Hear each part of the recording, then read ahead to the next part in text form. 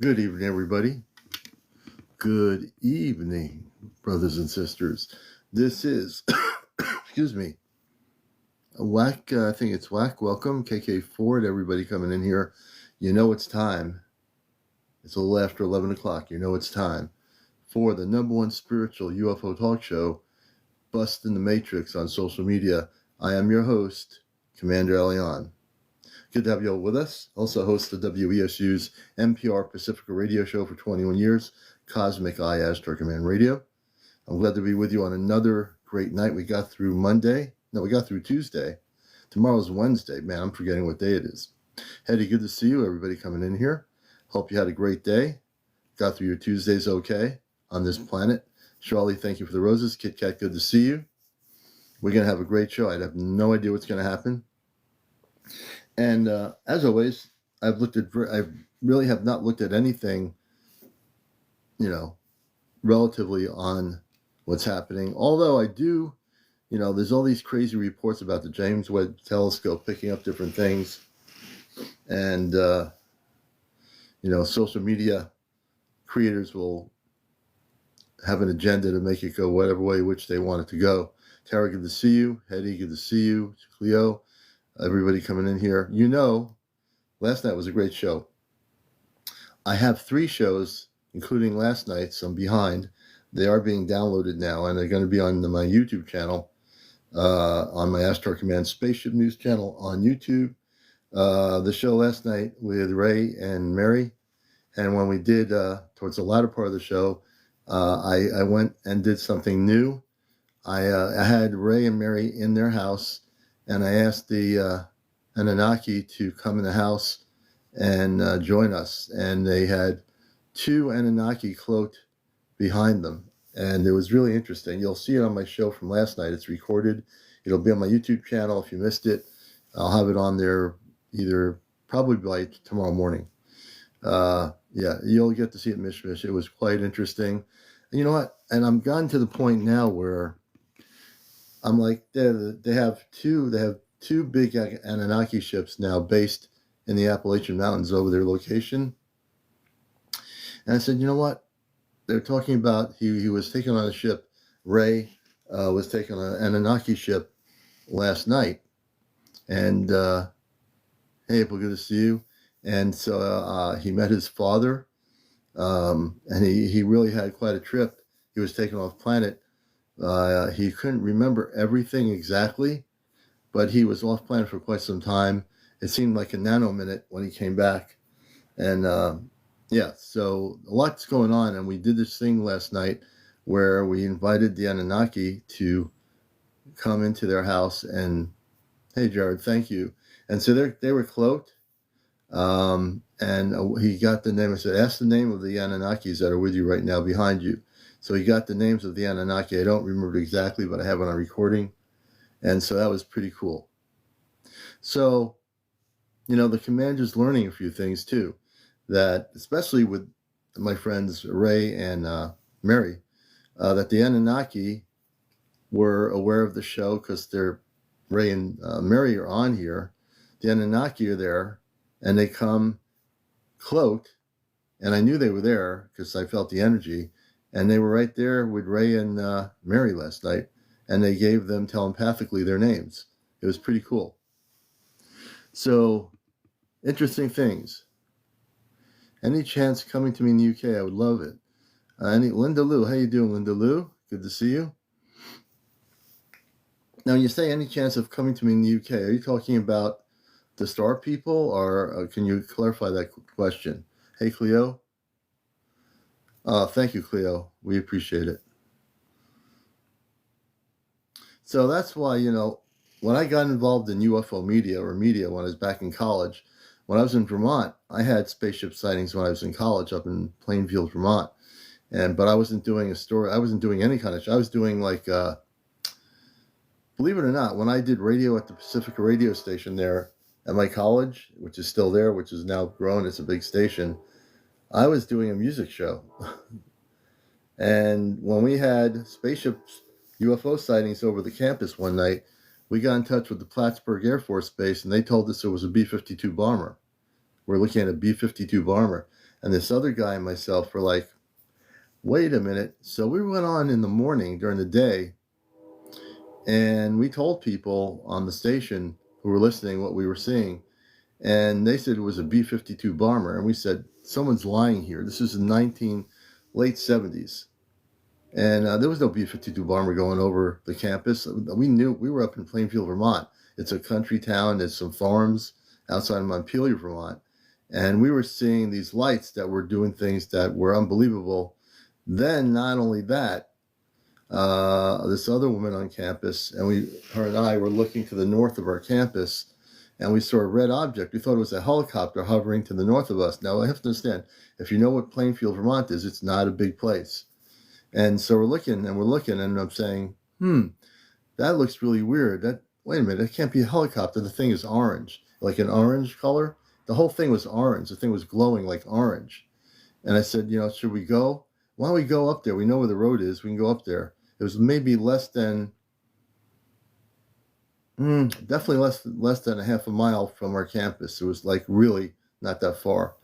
And something in me said, no, I don't think I'm going. We wanted to go and we didn't go. But definitely after I realized what I was looking at, I said, oh, that's a spaceship. That's a hovering spaceship over the woods. We went during the day to the area, and there's some homes along there. And I think there's like a big pond or something out that way. And there were the country homes that have been there for a long time. Not a lot of homes. It's not like a development or anything. And we saw this red object, and this is in the late 70s. Good to see everybody here. Hey, man, everybody coming in.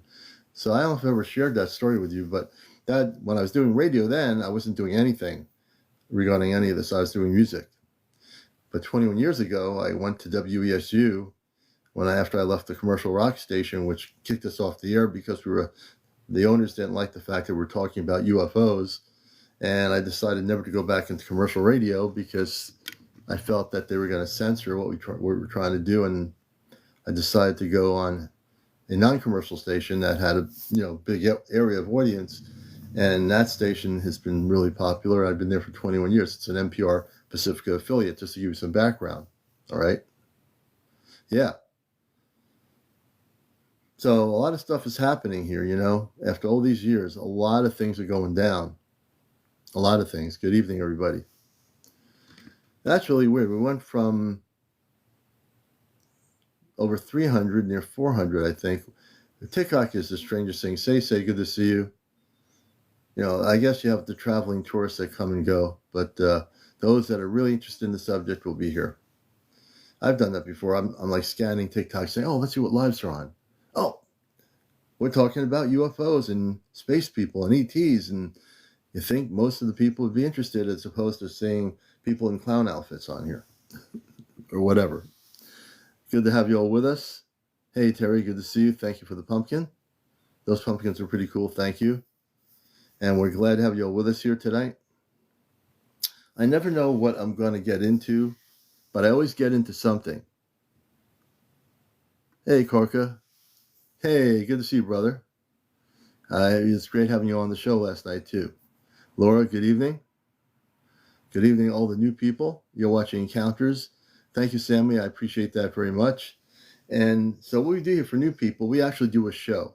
Now, I've been on TikTok a long time enough to know there are people that don't do shows on anything. They just get on and argue with each other. They step on each other. They scream. They yell. Whatever. No, we don't do that. I'm a professional broadcaster by nature. So the good thing is I have a background in broadcasting and media. So when I came here on TikTok for my radio show, I said, I'm going to do the same thing here that I've been doing on radio, but I'll have a visual presence and I'll be able to interview people on a really interesting thing. Hey, Mercury Man, good to see you, brother. And Mercury Man has been watching us for a long time. We helped him out a long time ago. CmdrAleon, good to see you. Good to see you, everybody. Absolutely. Thank you. Thank you very much. And we appreciate all the commitment and support for the show. Now, I've said this for a couple of weeks. Some people are getting really excited about these UFO hearings that are coming up. I am not excited whatsoever. I think that we need to just do what we're doing. I always have stated this from day one. Disclosure is not going to come from any government. It's going to come from you. It's coming right on this show. I mean, talk about disclosure. When I had Ray and Mary on, and they have Anunnaki spaceships in the Appalachian Mountains over their location, and they're having physical contact with the Anunnaki.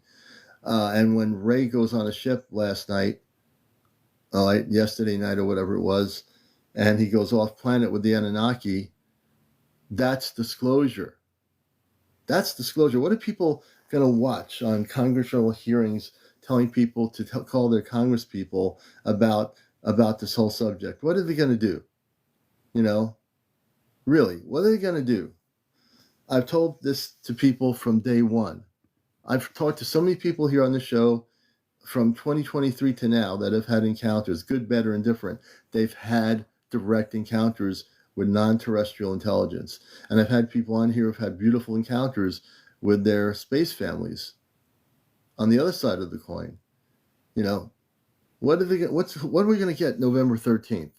You know, what are we going to get from these Earth-based politicians? What are we going to get from these people coming forward? They know what they're going to do. You know, what the government wants to do is control the show. What the government wants, man, I'm on a roll right here. What the government wants to do November 13th, or how many days they have these hearings for, is control the show. Put some new faces on the camera and have them speak and say, well, I was doing this at the time, and this is what I know. And I wanted to come forward and tell you some things, right? And they're going to be, you know, we have a lot of people around the world and people in this country, they're going to say, oh, I think I'm going to watch those hearings. Yeah, I got to watch those hearings because they're going to tell me something true. They're going to tell me something. They're going to give me some information. I don't have to go looking for spaceships out in the skylight at night. I don't have to learn how to make contact with star people because I'll just rely on the government to tell me everything. They'll tell me the truth. And, you know, and they'll say, you know, we can't tell you everything now, but in another 20 years, we'll be able to tell you what really is going on. We don't feel you're totally ready yet, people. You will be, but see, we know a lot more. We know what's going on. We can't really tell you everything. We'll give you a little bit of a hook, line, and sinker, a little bit of bait, you know.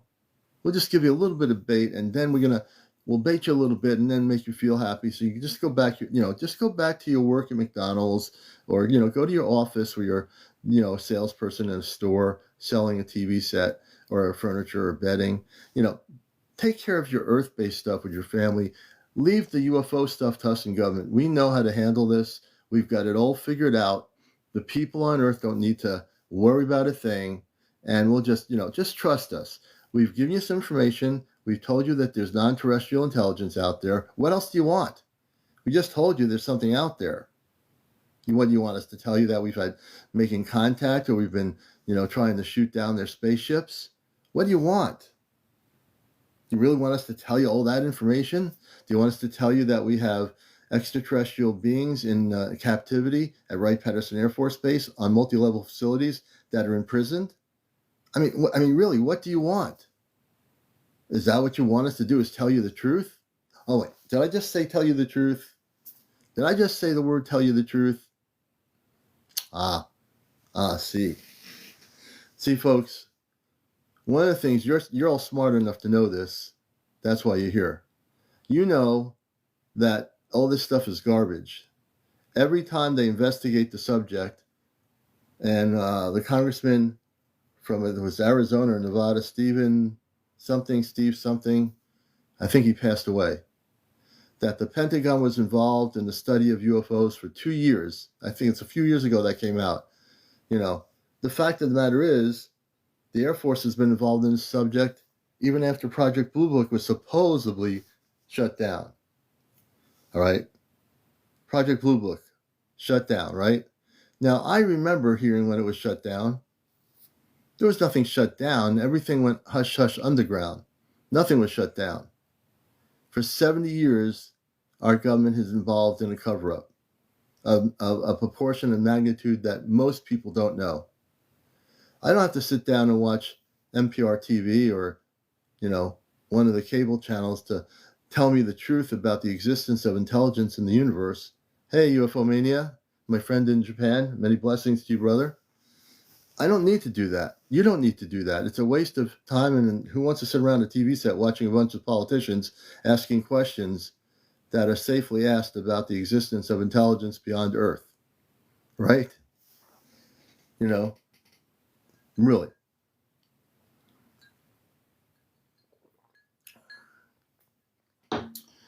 Well, what's going to happen eventually when contact happens, the governments that we have in the world, which are mostly corrupt, and the religions we have in the world, which are mostly corrupt, all those things are going to not exist at some point. All those things are not going to exist. They're all low, all that stuff is lower vibration, controlling, manipulative things that are done to control the people. You know, I'm not going to watch the hearings at all because I'm right here doing my own show. I know what the truth is. I know what's happening. You know what's happening. If you want truth, we've gotten it on here with interviews with people that have talked about their sightings, people that talk about their contacts, like Korka, who was on the other night. That's where the truth is, with my guests. They are experiencing things. That's where the truth is, you know? Yeah, we should all not watch the hearings. You know, don't waste your time watching the hearings. Spend your time meditating, learning how to make contact with your star family, and don't watch the hearings. You know, I'm more interested in seeing people's footage of their spaceship videos, what people call UFOs. I have more interest in that. That gets me more excited than sitting around watching a bunch of people for 3 hours saying, okay, we're going to take a break in the hearings now. Everyone go to lunch in the Capitol building. We'll come back and have more people soon. And we'll ask more questions. You know, as all these congressional people do their things, and maybe some of them have an inkling that they do want to get somewhere. But, you know, hey, look, if you wanted to tell us the truth, you should have done it 70 years ago. 70 years ago. You know, they had 70 years to tell the people the truth, and now they're going to ask questions? Really? Now they're going to ask questions 70 years later? All the generations that have gone through this, you know, now they're going to tell us the truth. They're going to really bring it out there, folks. You're going to hear stuff you've never heard before. Top secret information coming from these whistleblowers. Top secret. Yeah. Remember, if you are over 18, no smoking, no drinking, no vaping, no drugs, no drunks, no paranormal discussion, no politics, no religion, no trolls. I added that to the no kids on the show. Yeah, it's all there to make us feel like we're a bunch of unintelligent people. That they know always, you know, it's always the governments of the world know best what's for the regular people on Earth. They know best what's for you. When it comes to the subject of UFOs and extraterrestrial intelligence, the government, yes, they know what's good for you. Yep, they do. You know, they really do. No, they don't. Nope, not this time. Not getting away with it again. You know, you had your chance to tell people the truth. You had your chance years ago to have these public hearings. You had your chance to make the right decision when General Eisenhower was alive and he made the wrong decision with extraterrestrial intelligence. Yep, you had a chance to do it. But the truth is, when contact is going to happen in 2026, these hearings don't mean a thing to me and to you. If you've been following the storyline here on my show since I came on here, it doesn't matter. They can have all the hearings they want. You know where the disclosure is going to come from? You want to really know? You might already know it. You know what I'm going to say. It's going to come from contact with the Ashtar Command people, which is real. Ashtar Command, which represents all the positive space people in the universe, in the multiverse. It's going to come from direct contact above us, not in the halls of Congress, not in the Senate, not any government in the world, no parliament in the world or anything like that. They're not going to bring you the information. You know, they have these little hearings, these what they consider this big hearing November 13th, and means nothing. People are having increased sightings of spaceships all over the world now. It's starting to happen. And that's not even the main event. That's not even the main event. Okay?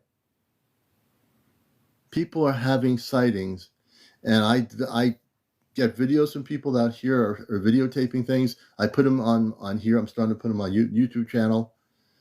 You are the ones who are documenting actual spaceship footage. You can call it a UFO. I read the energies when I look at the video, so I know if they're non-terrestrial or not. But you can call it a UFO if you want to.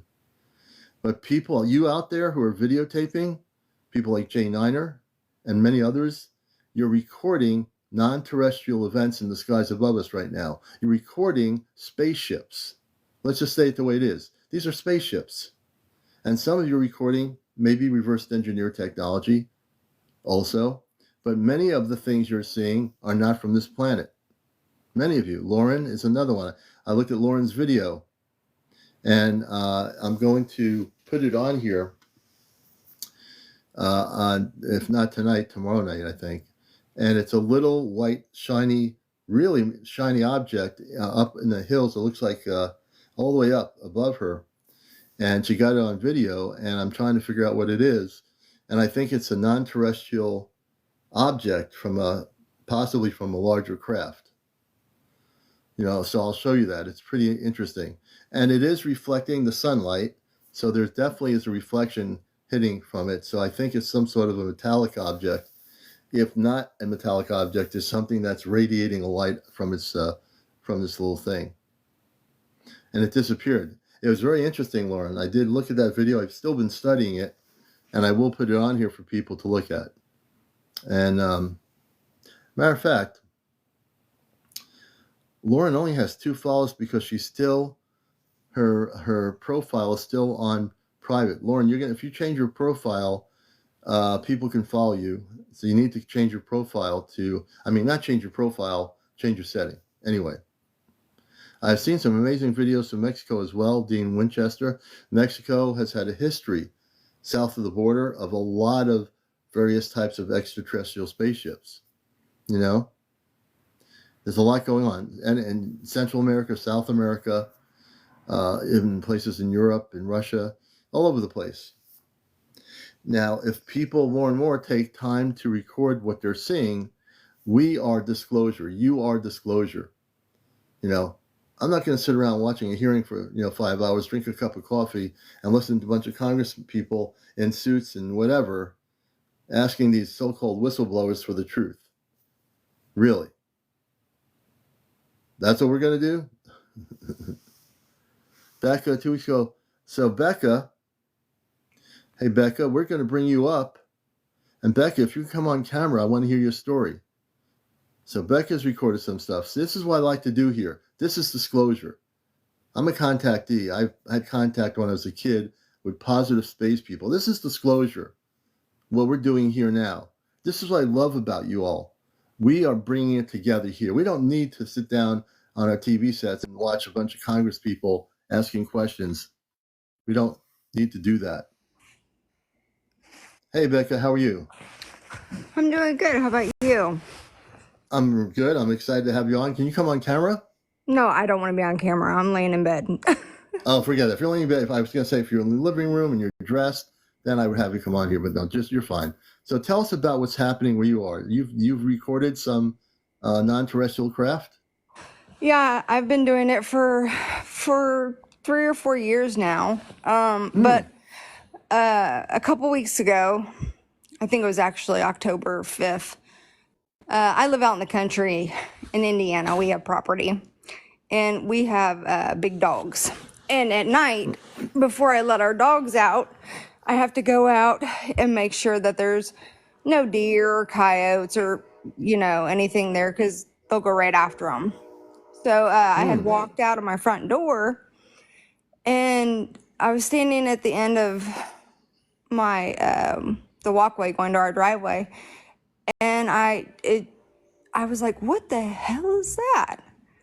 And I was like, no, no, no. And I ran back inside real quick, and I was trying to get my laser pointer, and I come back out, and there was 4, when I say red, I mean, like neon red, like the brightest red you have ever seen. And there was 4 of them. I don't know if they were actual UFOs or if they were orbs. But I have videos of it on You do. my account. And they were just above our treetop. So when I walk out my front porch or off out of my front door, our tree line is like 20 yards, 15, 20 yards. And I don't know how high the trees are, but I mean, they're average trees, I guess. I mean, they're not young trees, but they're not, you know what I mean? So Yeah, I anyways, got you. so I could see from north, south, from the south, traveling north, really slow, dead silent. You can hear the crickets and everything in the background. And in the video, though, it looks like it's flickering, but it's as it's actually passing behind the trees. And once it gets to a little opening, you can see how bright it is, and you can zoom in on it, and you can. It's just it's incredible. It's just so Yeah. incredible. It's so neat to see that stuff. And I have my other thing here. What is your page under on TikTok? Oh, I don't know. I think it's Dozer 533. Those are 533. Well, a little bit later, in Tennessee on October 9th, there was strange lights sighted. One of my guests I had on the show, I went to his page.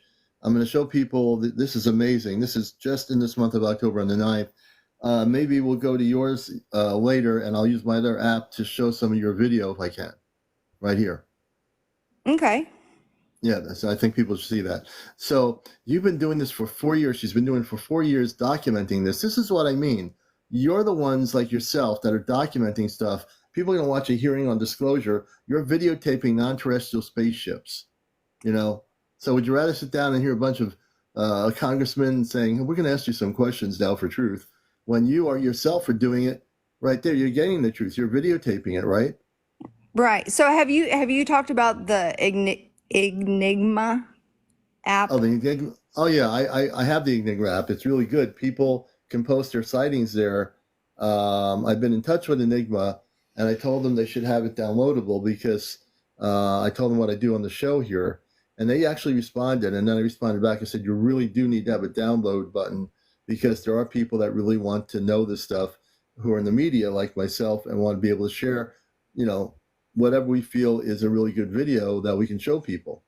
So Yeah. on that app though, because I always report all my sightings with MUFON or with that, and Yeah. they have a thing now. It's in beta, and it's like a video. So you can hold your phone once you hit the video on that app.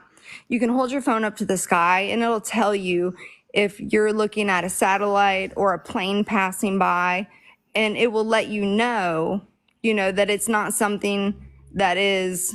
I mean, that's all a lot of work to do in the moment. Yeah, it is. You know Yeah. what I mean? It's a lot for somebody to get their phone up and to be able to focus on these different things, let Yeah, and it's alone hard to do that. Yeah.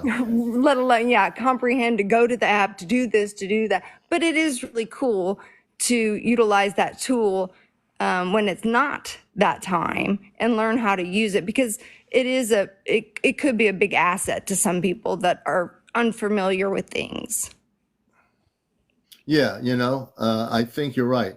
I love the app. I mean, I can on my iPod, I'm able to take the footage. If there's a video on Enigma, I can show it here. I just have to wind the screen up. So it can be done, but I have to hold my app behind my camera here, and I'm able to be pretty steady with that. But I just wish they would have a downloadable thing so that you wouldn't have to worry about that. I know with MUFON, you can download and examine the videos.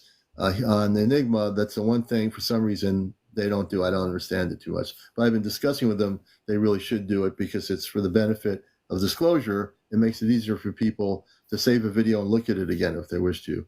So you're Well, doing some great. you can see it though. You can do that on there, I thought. Oh yeah, oh yeah. You can do it. And I've actually played one or two of their videos. There was one from Long Island, I think it was.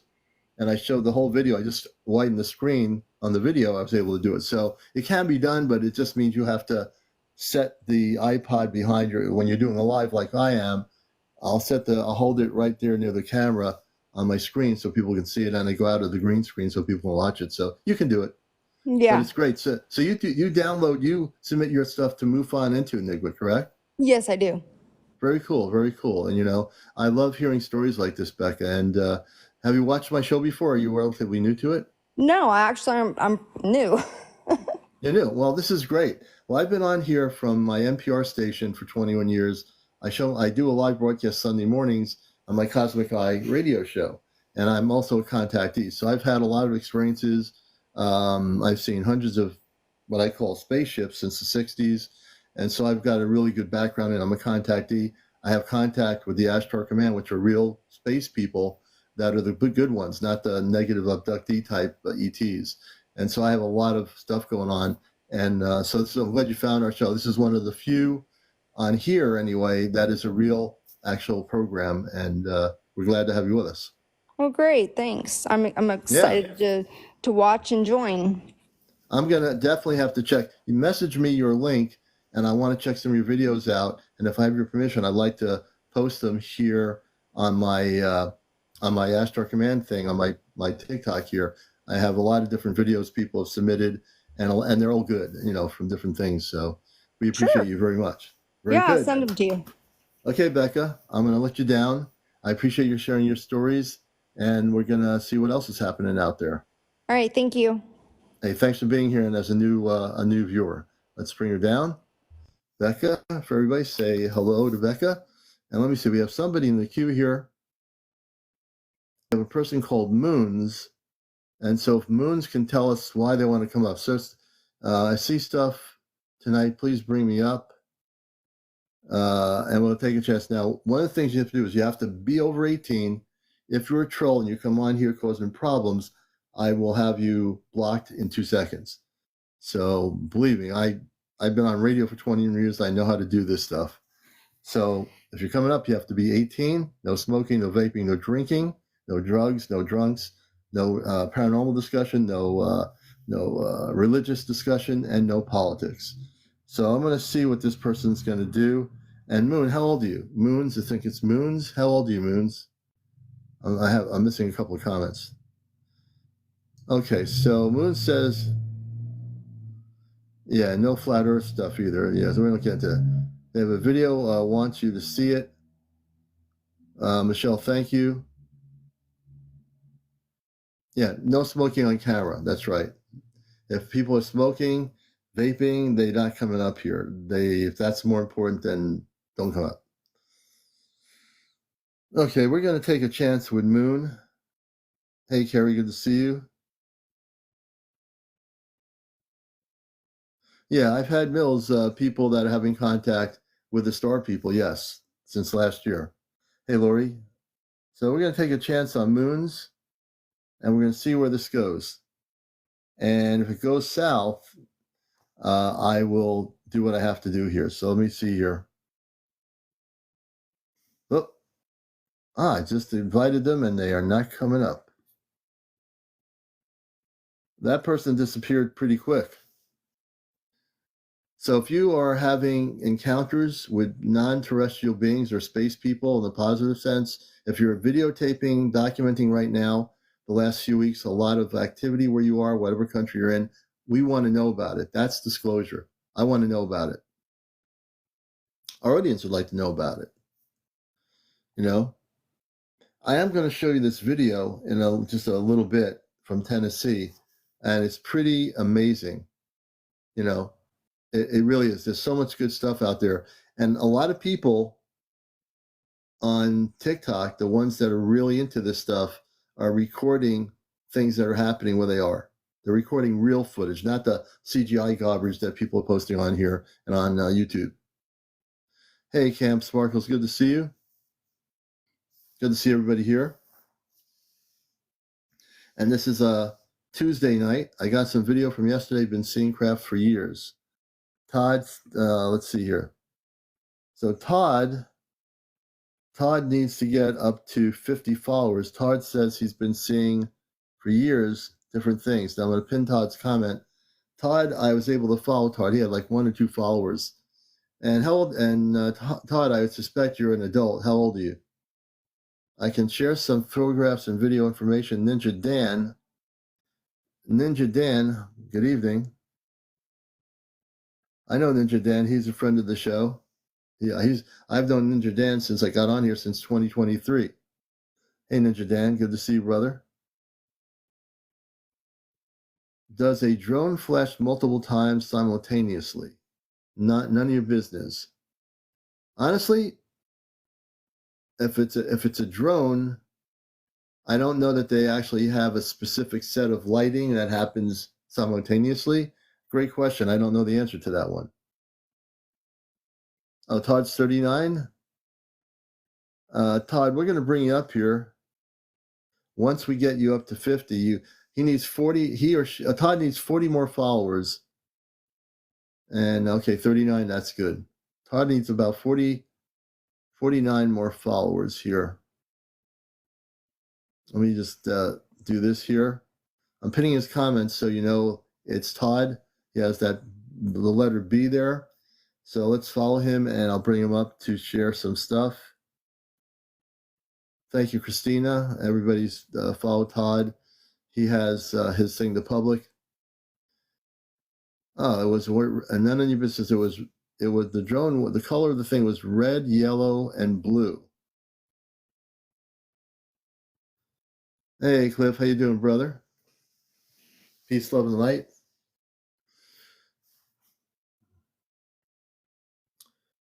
Okay, let me see where he is. Let me see. He's got 23 followers now. He needs to get to 50. So we have 321 people out here. It doesn't take much. 50 of my audience, if you follow him, another 30, another 35 maybe. Also, on the top of my screen here, you see where it says 33.1? That's how many people are liking the broadcast. If you do not tap the screen simultaneously, everybody, and the numbers do not go up on themselves. I don't have the power to make that happen. There's a lot of things I can do, but that's the one thing I can't do. But if you all tap the screen, we want to get to 100,000 followers by 1 a.m. or before 1 a.m. Can we do it? Yeah, we can.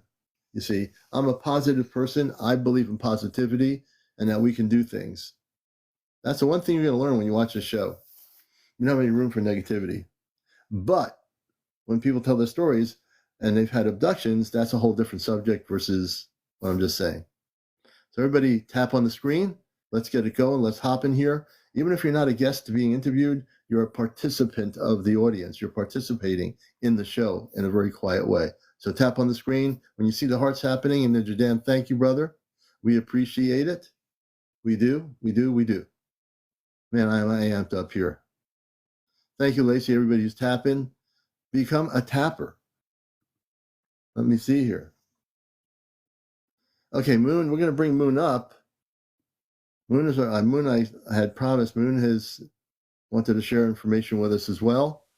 Hello. And Moon, welcome to Encounters, the #1 spiritual UFO talk show on social media, and the host of WESU's NPR radio show Sunday mornings. How are you? Hello. I've been a follower of you for a while. Oh, great. Yeah. Great. I'm glad you decided to come on. So tell us your background and what you've actually experienced in this subject.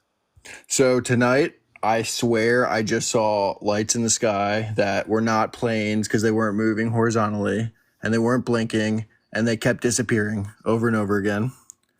I want to send you the video because I saw 2 lights that were coming close together and then they just disappeared. Are you able to come on camera? I see you have over 1,000 followers. I am. Sure. Can you come? All right, that'd be great. The only time I can't keep people on camera is when they only have 50 or 60. But yeah, there you are. Oh, great. Great to have you with us. And what's your first name? Mike. Mike, nice to have you with us, Mike. It's much better for the audience to see our guests. Oh, absolutely. It's a pleasure. So tell us, now I don't want to interrupt you anymore. Tell us what happened and what happened tonight. So I live in Virginia, Central Virginia. And my porch is facing towards an airport. And you can tell because there's 2, if I show you the videos, there's 2 lights that are the airport like lights you can see from the that are at the airport.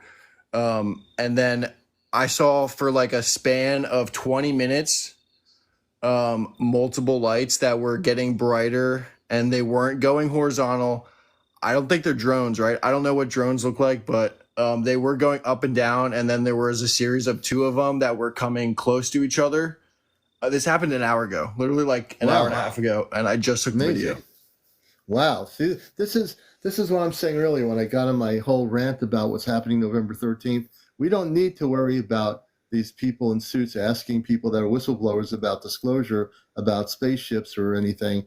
We have guests like you who are sharing right at the moment, this night, recording something that is possibly, from somewhere else beyond our own planetary system.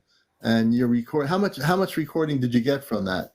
So I'll send you, if I can send you the videos. I have 3 video. There's like 2 to 3 videos, and they're like 3 to 4 minutes a piece because I didn't want to take like long videos where you can't see it. I tried to clip it.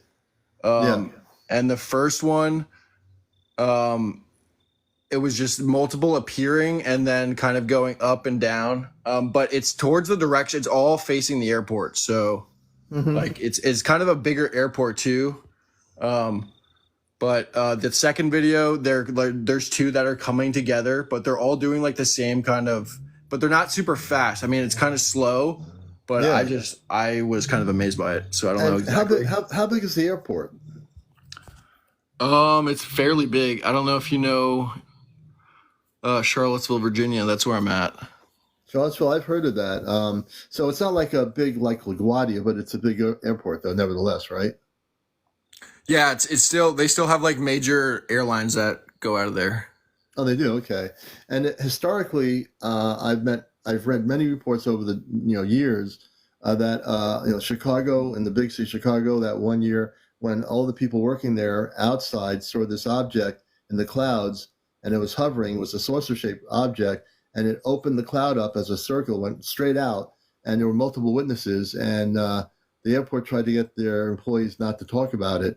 But there are historical instances of many of these spaceships that are non-terrestrial over airports. Now, why are they over airports? Who knows? I mean, if I knew that answer, it's the only thing I don't know is that answer. But what you're having happening near an airport, maybe they wanted more people to see them. How big do you think these particular craft were? If you were like right up top at their same level, would you say they're pretty big or small? Oh, I don't think I would be able to tell because it was kind of from a distance. Like I live near the mountains, the Blue Ridge Mountains too, but it's kind of I have like, we're out near like kind of horse country, so it's kind of dark out here. But I don't know what the size would be, but they were definitely, it was all within like 15 minutes. And then when I stayed after and looked, it stopped. It wasn't, I was checking for like 20 minutes after they went away and I didn't see anything. Yeah. And then I stopped, but it was just appearing for doing the same thing. They were kind of like going slow and then coming. They weren't going horizontal though. So I was like, they're not planes, because I'm watching planes go by the whole time and they go out of sight and they're blinking too. Certain planes are blinking and they weren't just doing the one thing. It was just kind of insane. I'd never seen UFOs, and I was like, holy shit, this is not happening. So I need to send you the video because I need you to confirm for me. I will. I'll confirm it pretty easily. I am co-creator of our Ashtar Command contact group in New England, and you've been around for 12, 13 years now. We only did this year, we only did 1 or 2 gatherings on the water along the Long Island Sound, Connecticut side. And so I'm very well versed in this. I've been in media, so I can look at a lot of video. And I can tell. I also read the energy of the sightings through the video, which is something I've been given the ability to do for a long time. So I'll be able to tell you right away if it's extraterrestrial. I'll know just by watching the video. Yeah, if you send it to me. I'll give you my email address, which is easy to remember for the show. It's CmdR, like my name, CmdrAleon. But after CmdrAleon, it's at AOL.com. So if you send me the video, I will look at the video. And if I have your permission, I'll even, once I figure it all out, I'd like to post it, and then I'll show it on here on my other application for everybody to see, like either maybe tomorrow night or something. Yeah, I mean, they're not like crazy videos where they're moving quickly. You might decide that they're not, but I just thought because they weren't going horizontal and they were disappearing. The disappearing thing was crazy. That's what was the big thing too. They were just going in the middle of the sky, not going behind trees or anything, and then The lights just go off. So that's the main thing there. So how many of these lights were in the sky at that distance? So, dude, I had to count 10 probably that were just coming. Okay. But over the span of 10 to 15 minutes. So. Mm-hmm. So when they disappeared, did they just pop out like they no longer were in the sky? They were like, I've seen spaceships or people with UFOs in formation, and all of a sudden, one by one, they disappear. They're gone. They're just they're gone. Yeah, that's what it was. It was, I don't know. I don't think they were the same exact ones. They could have been the same ones they maybe could have been the same ones, but they were just disappearing. And that was the biggest thing. It was the disappearing, and then they weren't moving horizontally. So, yeah. So this was your first actual sighting of UFOs, correct? Yes. Right? Yeah. Well, so what got me into it was, I don't know if you agree with Stephen Greer or if you think he's like a psyop and all that crap. But he's actually from Charlottesville, Virginia. He has a house outside of here. Oh, he does. You've heard of Stephen Greer, right? Oh, so I met Stephen Greer in 1990s at a New Hampshire MUFON conference before he was well known. I did a TV show called the Intergalactic TV Network back then. I went all the way up to New Hampshire from Connecticut, and I happened to, I don't know how we met each other, and I got him in the hallway. We sat down. I did an interview with him on video. So do you believe him? I think he knows things. I've been trying to tell him about something that's happening with a group of us here that all met on my show. There's 5 people I interviewed in my early time on TikTok when I started the show here, and one of them was in Vermont, and she's been on Ashtar Command spaceships. Ashtar Command are the positive ETs, not the negative ETs, that are going to bring contact to our planet in around 2026. And I'm very tuned into all this information. So I think he knows things. His app does work. I have the app. Friends of mine that we get together in our group, we use the app. I think that's legit. Now, a lot of people have different opinions about him, but I think the one thing that we have over him is that my friend has been going in Vermont off planet over 100 plus times now, and she met her cosmic father, mother, and family. We'll have when I talk about this, it's a long story, but she has a mother and a father, siblings on a spaceship. We all have Earth-based parents. My Earth-based parents are gone. They're not here anymore. I have a brother. We all have family, cousins, relatives here, but I knew most of my life that there was something other than that of a family here, that we must have a family off planet. So I come from the thing of a starseed. Starseed is somebody who came from another planet and was born into a human family on Earth, and then eventually wakes up and remembers who they are. That happened to me. I had a sighting when I was a kid in the 60s. One of my brothers and saw a spaceship hovering in the cul-de-sac, and there were men, women, and older young people wearing light blue space outfits that were human. And I never forgot that. I mean, I thought the first time for a few days I said, am I dreaming? But I remembered that as clear as day, that my parents and my brother were downstairs laughing and joking around. And I went upstairs for no reason after dinner to my brother's room, and there was a spaceship there, right outside the window. How old were you? I was preteen. And you saw this right outside your window. And I went back downstairs, went to my brother and my mother, and I said, I was excited. I thought they were going to come up. They said we're going to come up. I got angry because they didn't come up. So I was on the top of the 2-level house, banging on the carpet. And then I got rid of the anger. And then I went into the room, and the spaceship was still there. And the one thing they said to me telepathically, they said, we are your family. You're not from Earth. We want you just to know that we know you're here. And I never forgot what they told me. And so at that, I forgot it. I mean, I was growing up, I was going to school, high school, and like other kids, I forgot about it. I was just doing the things. I played soccer, doing the things that normal kids would do. But as I got older, things started happening. And I started seeing 2 times, I saw 2 big ships, one in Connecticut that was the size of 2 football fields. As I was coming out of a club doing reggae music at the time, like roots music, I went out in this sparsely lit parking lot, and behind the shopping center was old woods and stuff like that, hills. And this spaceship was there hovering and spinning slowly with lights on it, tubular bottoms interconnecting to a center. I remember all the details of the ship. I was watching that thing for 35 minutes. This is before they had TikTok and Facebook and internet. And I wish they had that then. I could have recorded and documented. I wasn't prepared to take pictures. I just was sitting there for 35 minutes, called the local ABC affiliate in Connecticut, in New Haven. And she was telling me it was a bunch of airline pilots that were in a formation. I said, "Are you kidding me?" I told her, "You better rip up that paper that you're reading to me, because I'm sitting here watching this thing, and it's rotating, and it's about 2 football fields in length above a condo complex, and I was watching it for 35 minutes." That to me was, yeah. I mean, you can't make this stuff up. When I tell this story, I'll never ever forget it. You Yeah, can tell see, like, someone's lying. it's just like, I can just tell from you the way you're saying it is that it definitely happened. It's not like made up at all, and like it's 100%. That's why I trust people with all this stuff, because they can. I really believe it.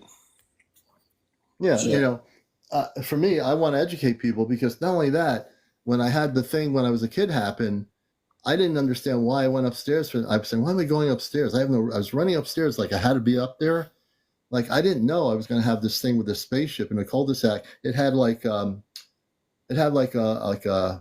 light around it, like a light around. I can't explain what the light is, but it was hovering almost at ground level. And I was looking at it, and it had a center light that was blinking like crazy. Like, I think it was like a energy source for the spaceship, and it was going nuts. And all these people were in front of it. And I suspect if I were inside that craft, it might be bigger than what my visuals tell me. Even though we think it's just a flying saucer taking up the whole cul-de-sac, inside it might be way bigger than our understanding of what they operate on. So, I mean, I've never forgotten that story. That thing has been in my head forever. so you've seen it. Those were the 2 times. Have you seen another one? I have not seen ships that big. The other ship I saw big in Connecticut when I was working in Stamford. I came coming home on Interstate 84 in our state, and as I was coming home, I see north of me towards New Milford, Connecticut, off of Route 7, which is north of the highway. I see this huge golden thing spinning around with hieroglyphics on it. And I said, "Let me get a better look." I get off the highway. I had a CB radio on in my car. I park at a 7-Eleven right off the service road. I'm looking at this thing. I got out. I'm watching. I get on the radio, say, "Breaker, breaker, there's this spaceship to the north of you if you have time to look." It's a huge golden kind of ship. The thing was rotating in midair, like it was stationary, hovering, and it was spinning. The thing was huge. It was spinning. And I was watching this thing spin, and I was like, "What am I going to do?" I was just watching it, and that was also in the 1980s. So I sit there watching this thing, and it wasn't a blimp. It wasn't like conventional aircraft. This thing was right there in the night, around 8 or 9 o'clock at night, spinning. And then I went back in my car to go home, but it was still there doing its thing. It wasn't even moving. Jeez, dude. That's insane. I have a photographic memory. I remember everything. Do you have any videos that you've seen, like that you've taken of lights and stuff that you've seen? A long time ago, in one of the years of our 12 years of our C5 group, I recorded a light. I don't know if I have it anymore. I'm not sure what happened to it. It might have been on my old phone, but I saw a light that we were documenting. I was doing a live broadcast, and people were saying, "Oh yeah, I was seeing that." I think it was before I got on TikTok. It was on Facebook, and people were saying they were seeing this thing. A MUFON person in Connecticut came, and because I had sent the video to them, and this woman was trying to tell me what I was saying wasn't real. At that point, they said, "This woman, I don't think has too many smarts there, because I've been doing this stuff a long time, and I also know how to look at videos and observe them and break them down if they're not real." And so you say, "Oh, it's grainy images of light on your camera."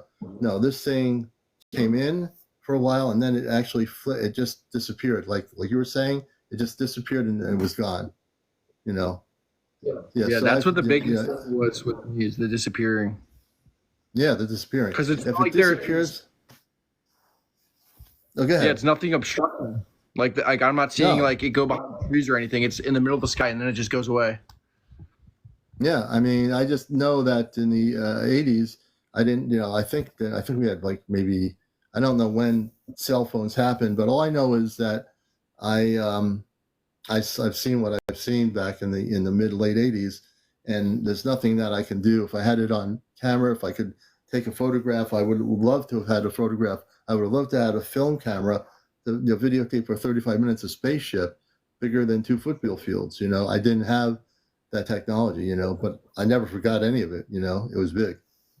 But your sighting, yeah. I think, is just as I want you to email me the information on your video. I'll take a look at it. Absolutely. The emails it's the same username? Yeah, so it's CmdrAleon at AOL.com. And so it's AOL.com on my AOL for the email. So it's CmdrAleon at AOL.com. And that goes for anybody out there videotaping stuff like this. Send it to me and I'll take a look at it.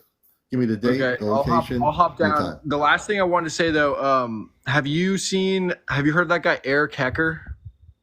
He's been with Tell me a little bit about Eric Hecker. I don't know if I've heard of him. So I don't know if he's super believable too, but he was one of Stephen Greer's witnesses, and he worked in Antarctica for Raytheon. And I heard a little bit about that guy.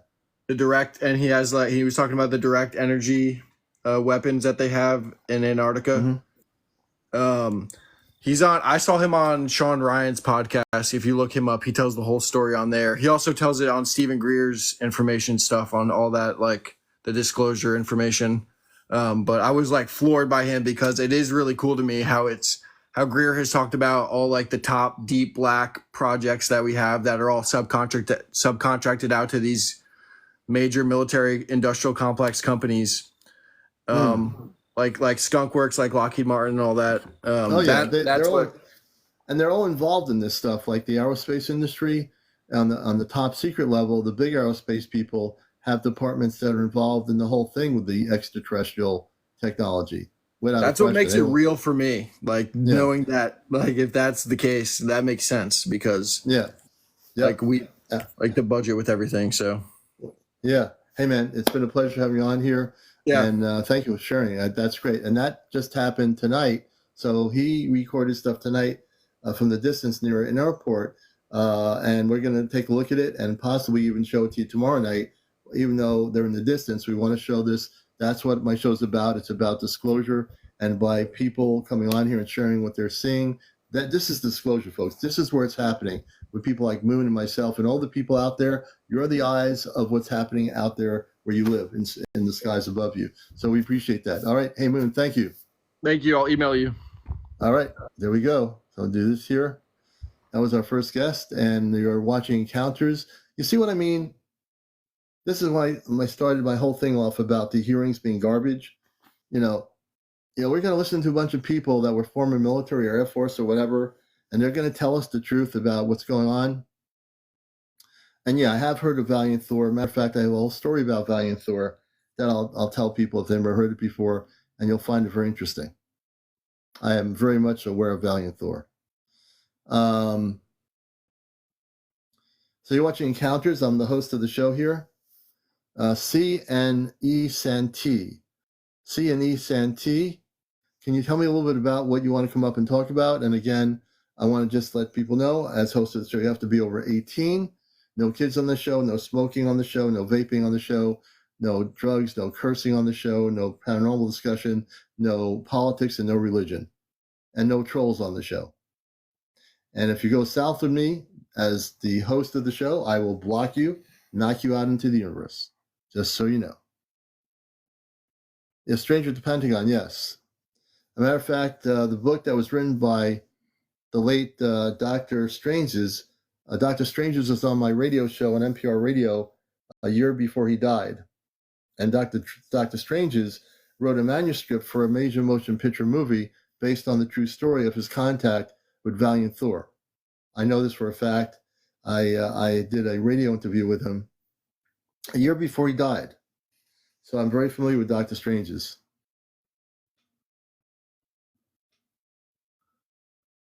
Hey, let's see here. I love Maui, Lahana.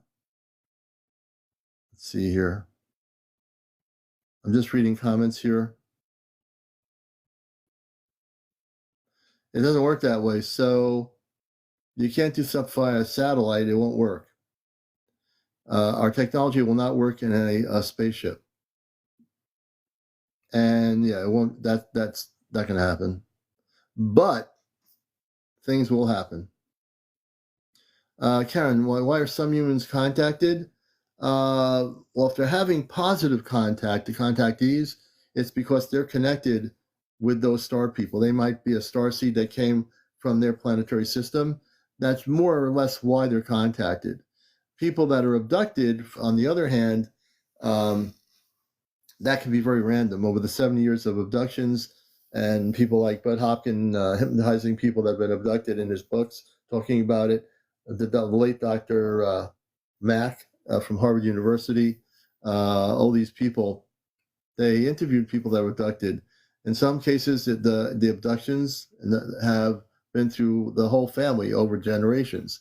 The contactees that are having positive contact with positive beings or positive people, they're, in that case, they're basically what I say star seeds. They're connected with that particular grouping of star people or space people. Thank you, Lisa. We appreciate that. I don't know if Thaw met with Eisenhower, but I'm going to share a story in a little bit about something we attempted to do when my dear friend Ashtar Athena was here. She's in LA, and she is from the Ashtar Command, and she was staying with us one year. And I'll tell you a story about that in a little bit. I have a lot of information here. My neighbor and I seen bright orange orb lights. Oki, when did you see them, Oki? When did you see them recently? Oki says, my neighbor and I have seen bright orange orbs of light. Yeah, UFO, UAP's been recording a lot of stuff. Todd says, I seen them last night. Let's see here.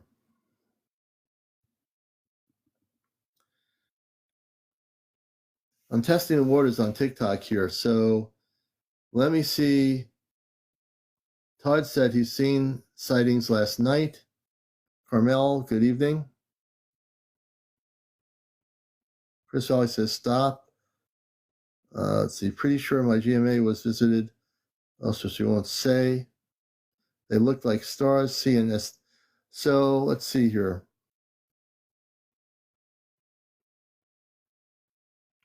Stop says, I'm also Native American and I feel super connected. I believe you probably are.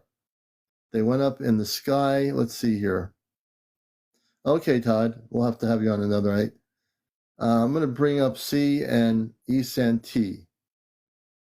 E Santee, again, no foul language, no drinking, no smoking, no vaping on the show, no drunks, no paranormal discussion, no politics, no religion, no kids. So we're trying to bring up C and E Santee, I think it is. Be our second guest on the show in Encounters. Welcome to Encounters, the late night spiritual UFO talk show. We'll be here with you till 1 a.m. in the morning, as always. And I'm also the host of NPR Radio's The Cosmic Eye show Sunday mornings. EC and E Santee, good evening. Good evening. How are you guys doing? We're doing good. And where are you located? I'm right outside of Muncie, Indiana. I'm in Indiana. Indiana's having a lot of sightings out there recently. And what's your first name? My name is Eric. I'm sorry. Eric, nice to talk to you. Well, I know that Nice talking to you. guest, I had a guest on the other night who's been getting videos from people in Indiana. There's a lot of sightings going in your state. Tell us about what's happening out there. It was wild. So 2 days after that went on, and it was the same night that all that stuff happened in Washington, I walk out my door onto my deck about 2 in the morning, and there were these bright orange orb looking things right about 30 feet away from me. It looked like it was right in my bush, eye level, and it was amazing. There was 2 of them, and they were moving, simultaneously, almost like they were connected in some way. But they weren't as bright as the ones that, I seen in Kokomo. Those were kind of flashing like back and forth. These were just dead on. It almost looked like a tip of a laser, if you could imagine that. Yeah. But it was very shocking. I wish I would have pulled out my camera immediately, but it's just not what you think whenever you see this. The first right? But you can't. You can't always rush with it. When I've had the sightings, sometimes I'm not prepared to record anything. They just pop up in the sky, and you're like not thinking about your camera, and you're just looking at the thing because you're so impressed with what you're looking at. You forget you have your cell phone with you. exactly. Um, I'm trying to share my video, but it doesn't matter. Yeah, so they were out here they were up in the sky for hours, but thank God my mom came out and she was, she walked out and she goes, "What the heck is that?" So I know she's seen them, and then they raised up into the sky and they stuck around for about, I would say, 2 to 3 hours. But How long? How long have, was? You have video? yeah, I do have video and I have some pictures, but they look identical to the other pictures that that happened around the state. I want you to send the show. If you can send me one or two of the videos, I'd like to review them. And if I look at them and I want to post them, I want to get your permission to do that. We'll give you credit for it. But I'd love to be able to take a look at the videos, and I'll put them under Ask Talking About Spaceship News here on TikTok, where all the videos I have been posting from people around the world. So that'd be great. I mean, I want to see the video. People. So my email address, if you didn't get it before, for the show is CmdrAleon at AOL.com. And if you send it to there, I can download the videos and look at them and I review them. So I'd be happy to do that because there's a lot going on in Indiana. And the video I'm going to show from Tennessee, the person that was on my show the other night, he's been getting video from Tennessee and Indiana where there's been a lot of stuff happening right now. Can I get that on the page on your bio? Yeah, you can send it on my bio. If you send me the video on the bio, I could just send me the clear video with tell me the date and the time of where it happened, what state, and I'll review the video. Absolutely. Yeah, absolutely. I will definitely do that. I appreciate Great. you letting me come on the show. And are you new to the show? Have you seen the show before?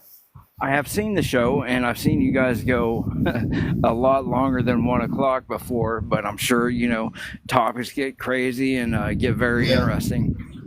So I've decided to keep it at 2 hours because, 3 hours is way too long to begin with for me, but 2 hours is about right. So I appreciate you being here and that you know the show. I am following you now. I look forward to looking at that video. If you message me the video, I'll definitely take a look at it. Yes, sir. I definitely will. Thank you very much. All right. I appreciate it. All right. C and East and T. Thank you for coming up all the way from Indiana. And again, this is what's happening. Sightings are happening pretty much. They're going to increase. They're happening all over the place. That's why every one of you should make sure you have your cameras fully loaded, fully charged up, because you never know when you're going to see things. But you're going to start seeing more things between now and next year. You're going to see more increased sightings being revealed in the skies above you. You just need to be prepared to record it, document it, and everything else. Because I guarantee you that this is what's happening. I've seen 2 different UFOs. Jose, Luis, when did you see those? I'm looking at the comments. Excuse me, I'm looking at the comments here. When did you have that sighting, Jose? I have a video. It also has their voices. Oh, wow. CDP, I'm bringing CDP up. Thank you for pinning that, one of my moderators. CDP, you're our third guest. CDP, I'd like to bring you up here. I hope they come up. It sounds like an interesting person. You're watching Encounters. I hope they come up. CDP. Let's see if they... And CDP, you can also do the multi-guest option on your TikTok. Press the multi-guest option. I'll bring you up. CDP. CmdrAleon, the host of the #1 spiritual UFO talk show. You're invited to come up here, CDP.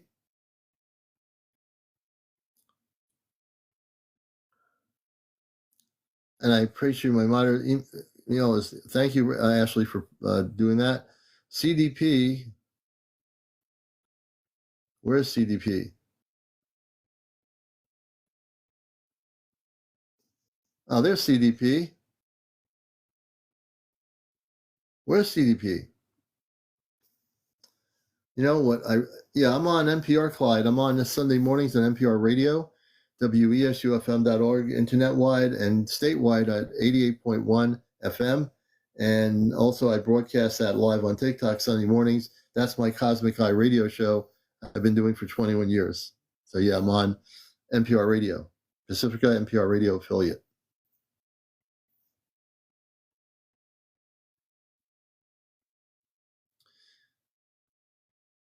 CDP, I'd like to hear your story. You know what really is, hello, I saw as a signing ship 255 yards from me in my 20s. Mal, we'll keep you, I'm going to have you come up and talk about that in your 20s. I'm going to do this randomly, but I want to get CDP up here. Oh, you're welcome, Clyde. The CDP. You know what I love? When someone has something, they put it in comments, and then you can't get them on the show. And these are the things this is what disclosure is. When people share in their sentences what they've experienced, you are disclosure. I'm not going to sit around watching people in Congress ask some people coming out for the first time that are going to supposedly tell us the truth, getting tongue twisted here, tell us the truth, right? I got a plenty of truth in this program here from all of you sharing your stories. There's more truth here than you're ever going to get from Congress. Much more truth. Hey, Cassie, you take care. Love and light to you. Sleep well.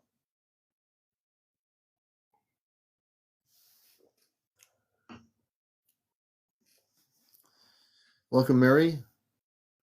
And so if you are having contact, one of the things for the last year, since last year, I've interviewed many people that have had visitations and contact. I'll say CDP. So CDP, I want to invite you up to just share your story. You don't have to come on camera. I'd like people want to hear your story. I want to hear it. Can you talk about it here and tell us a little bit about your story? And matter of fact, I am following you so I can actually message you, CDP. So if you can come up and share your story, I am now following you. Is that a possibility? I'm going to bring Mal. Here, CDP's coming up. Good. CDP, welcome to the show. My moderators made me aware of you. Thank you for coming on here. Yeah, so it was basically me and my girlfriend were sitting on my porch one evening, and she saw a big, huge string of lights right out my driveway out here in the country in Missouri. And I got up, went to the door. There was nothing there. I came back, but I know her well enough. She saw something, so I came back inside. I was, listening to her all worked up. Anyway, long story short, before I noticed what had happened was half-cloaked type orb was off my porch in my yard. Oh, wow. And I had a laser, and I got a video that she's filming me doing this. I had a laser. I was trying to shoot through it, and the laser would not go through it. And I was upset. I started throwing my barbecue lighter at it, telling it to get out of here. And it's on film. You can actually hear these things laughing at me. They had the most evil, unruly giggle laugh that you'll hear in this video that will make every hair on your body stand up. So do you think it was like a negative ET ship of some sort from a larger craft? Most definitely. Yeah. So if it was positive, the last thing they'd be doing is laughing at a human being. Well, so later that night or the next day, I woke up and she put a black light on me. And I had these little circles all up and down my body. Mind you, I had the missing time element. There were little round circles. I had these little round circles that were glowing that you can only see them through a black light, equally spaced on the front and the back of my legs, my body, my chest. And then on my hair was a little longer at the time. On the back of my hair coming down was a circle with a star in it that was glowing in my hair. Really? And I still have it to this day. I got a scar that comes down like a horseshoe and goes up around the front of my head. Oh my gosh. They did something to me. I wound up in the hospital and they actually had to call my father for right to revive. I was there for 5 days. Oh my gosh! And Yeah. when did this happen? What year was this? This was just this last winter. Last winter. Hmm. That's crazy. I mean, crazy. You know that. So yeah, you would definitely, as I'm reading your story, if you're new to my show, I work with space people called the Ashtar Command, which are the opposite of what you experienced. So I have my space family on a ship, and these are the positive, beautiful people that are here to help us. But your experience was the opposite. Right. So, do you have any idea why you were chosen to have that negative experience with these negative ETs? Well, the whole thing kind of started like this. We had that little laser that I spoke of to you. We were just sitting on the porch. And I said, by the way, something I've never showed you before. I've got this kind of a high power bought from China, high power. Yeah, Let me emphasize that laser. I said, yeah, I'll give it to you. But two things. I said, don't point it in the trees because we don't know if there's little birds or owls are up there. You don't want to hurt their eyes. And I right, said, if you right, see a plane, by all means, don't use it. So she right. was sitting there with this laser, just kind of playing with it in the sky, and it just goes forever. Most of them do, but this one's kind of extra strong. And it wasn't 20 minutes after that, all this happened. So I don't know if we attracted it in that manner or what, but Well, you did. You did attract it with the laser, and it was coming from space. So obviously, this little object was actually probably unmanned. The bigger object, which is their spaceship, was probably up higher, way higher up. And what happened is somehow they were able to. You had missing time. How long was the missing time? I'd say it was probably about 1, 2 o'clock in the morning. And she just walked in here. She'll tell you this, but I asked her. I go, "What time is it, babe?" She goes, "Oh, it's about 1:30, 2 o'clock."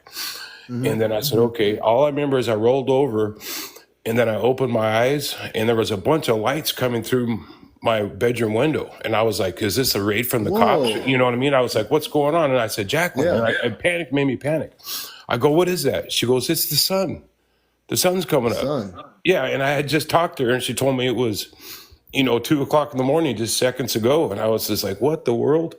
I Wait a mean, minute. it was very apparent something had happened to me. I've never had that experience Yeah, in you had missing conjunction with time. everything else. Yeah. Yeah. So, So one of the things I do here that if I don't know how much you know about this show or about me, but I've been a contactee since the '60s. I had positive interaction with space people when I was a kid. I went into my right. brother's room, and so there's things I've done here. My father on the ship. They're watching the show now for letting people know that the Ashtar Command, the one of the ships, my father's on with my mother and two sisters and brother.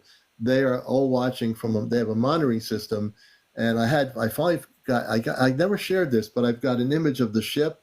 They have a white control center. It's like a white room with Right. these monitors. They're not like Samsung TVs. They're like advanced monitoring systems, and they're watching the show right now. They're watching us, and they can hear your voice. They can see the comments. I hadn't Hmm. mentioned that, but we are being watched on a spaceship of the Ashtar Command right now, and I send them, they can see me. I send them my love.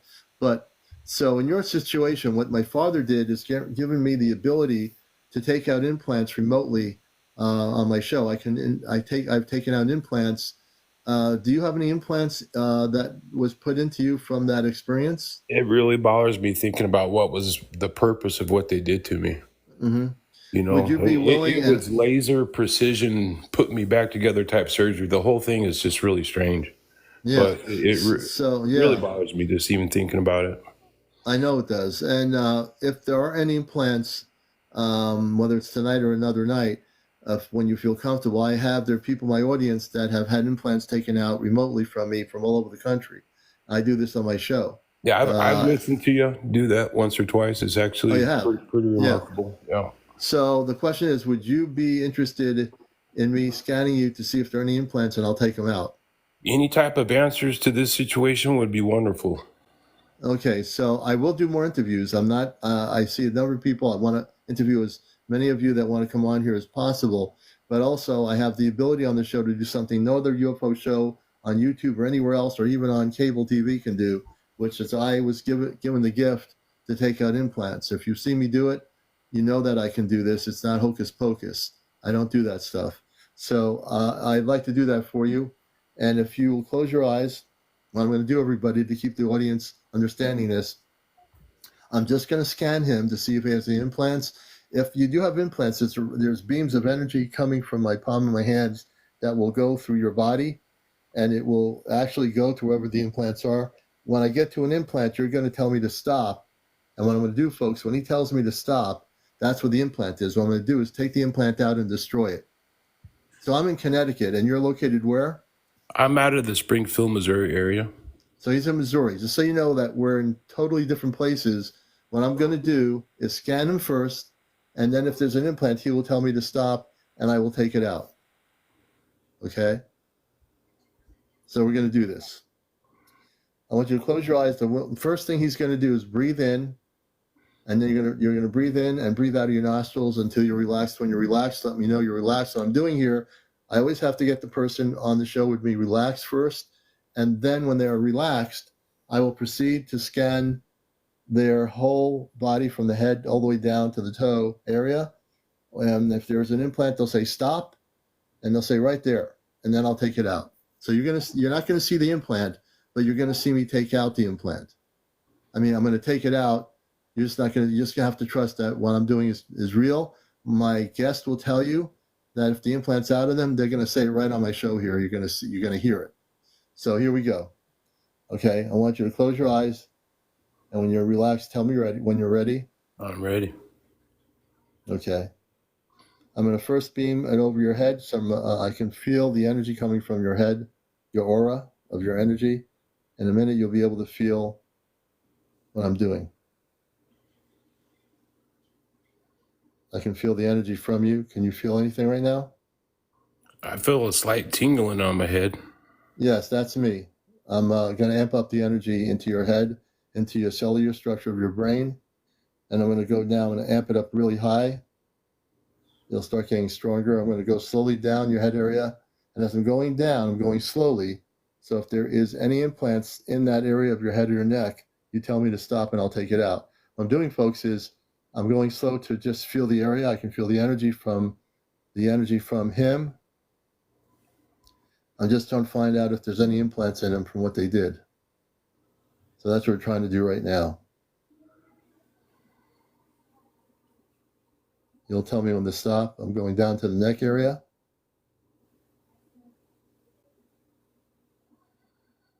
I'm amping up the energy.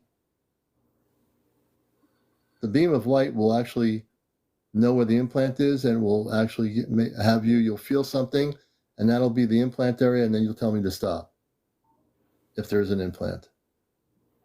So for all our audience out there, what I'm doing here on the show, this is Encounters. I'm your host, CmdrAleon. I'm proceeding to scan him in Missouri to see if there's any implants that were put into him from the experience he had with these ETs. Tell me when to stop and I'll stop.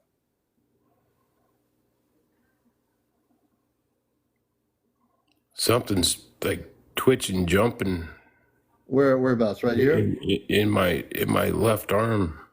Left arm? Okay, we'll go to the arm. Okay, I'm going to do the arm area. Tell me when to stop. I'm really concentrating on the arm.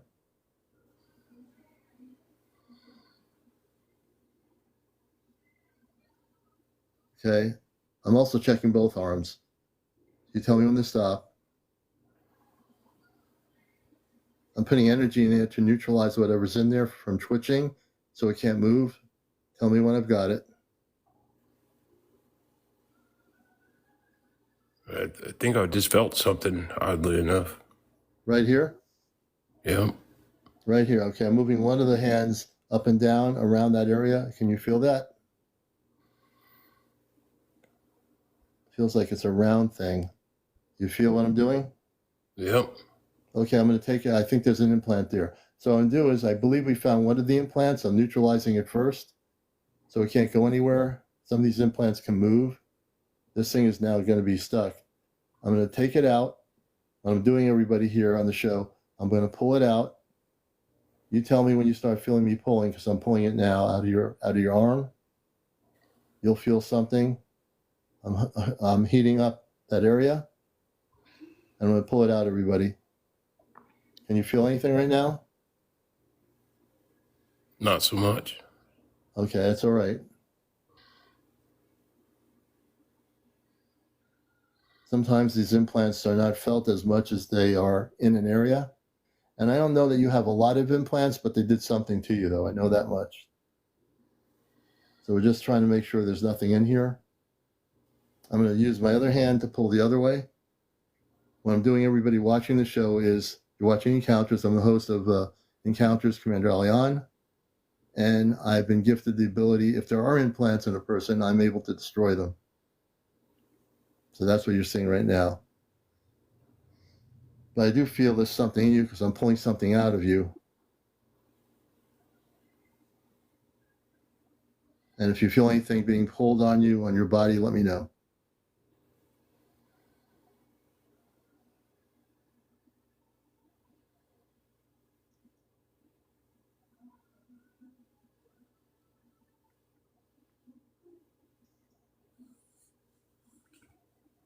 Yeah, I don't feel different. I just feel, I don't feel anything. I just feel different. Yeah. Well, that's because I'm working energy into your body. I'm trying to locate anything. You might not have any implants in you. It could be that they did something to your skin.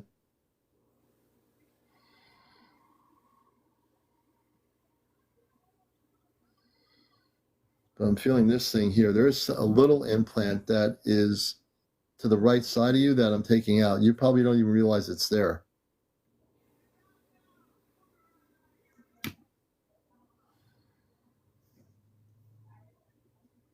Okay. Okay, now I'm going to go scanning down. I didn't get a whole lot of stuff except for that one area. I'm going to scan the rest of you to make sure. Yeah, Peggy, that could be.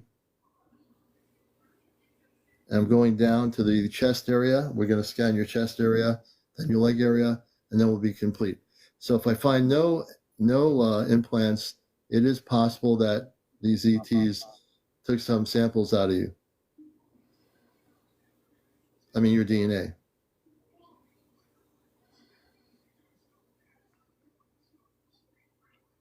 So now I'm doing something around the chest area. I'm going to amp up the energy. I have a lot of heat energy coming from my palm here. What I'm trying to do is see if there's any implants in his chest area or waist. If you feel anything at a possible point, tell me to stop.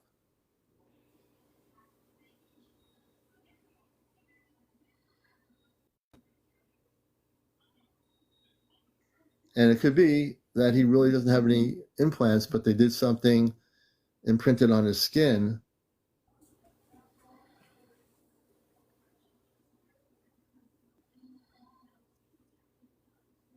And I'm not feeling anything here. I'll be honest. If I don't feel anything, I just don't.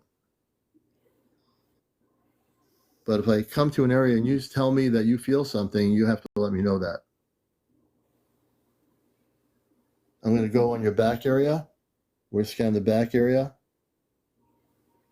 From the head to the neck to the back area. And we're going to see if you have anything there. If I come to an area and you feel something, let me know and I'll stop. Yeah, it could be, Blessed Mom.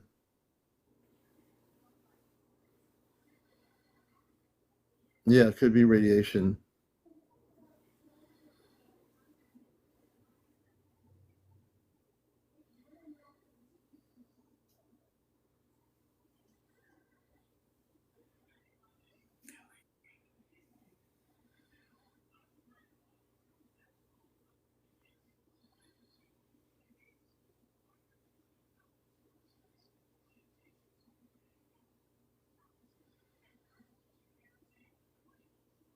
No, I'm not feeling anything happen in there. I don't really see anything. On your end, do you feel anything when I touch the areas of the chest area? I just kind of felt like the calming, relaxing energy, really. Okay. Well, I'm also sending healing energy into your body. So the twofold thing is not only am I scanning you, but the heat energy from my hands is to help you. Yeah. Lisa, not yet. We'll be going probably in 2025.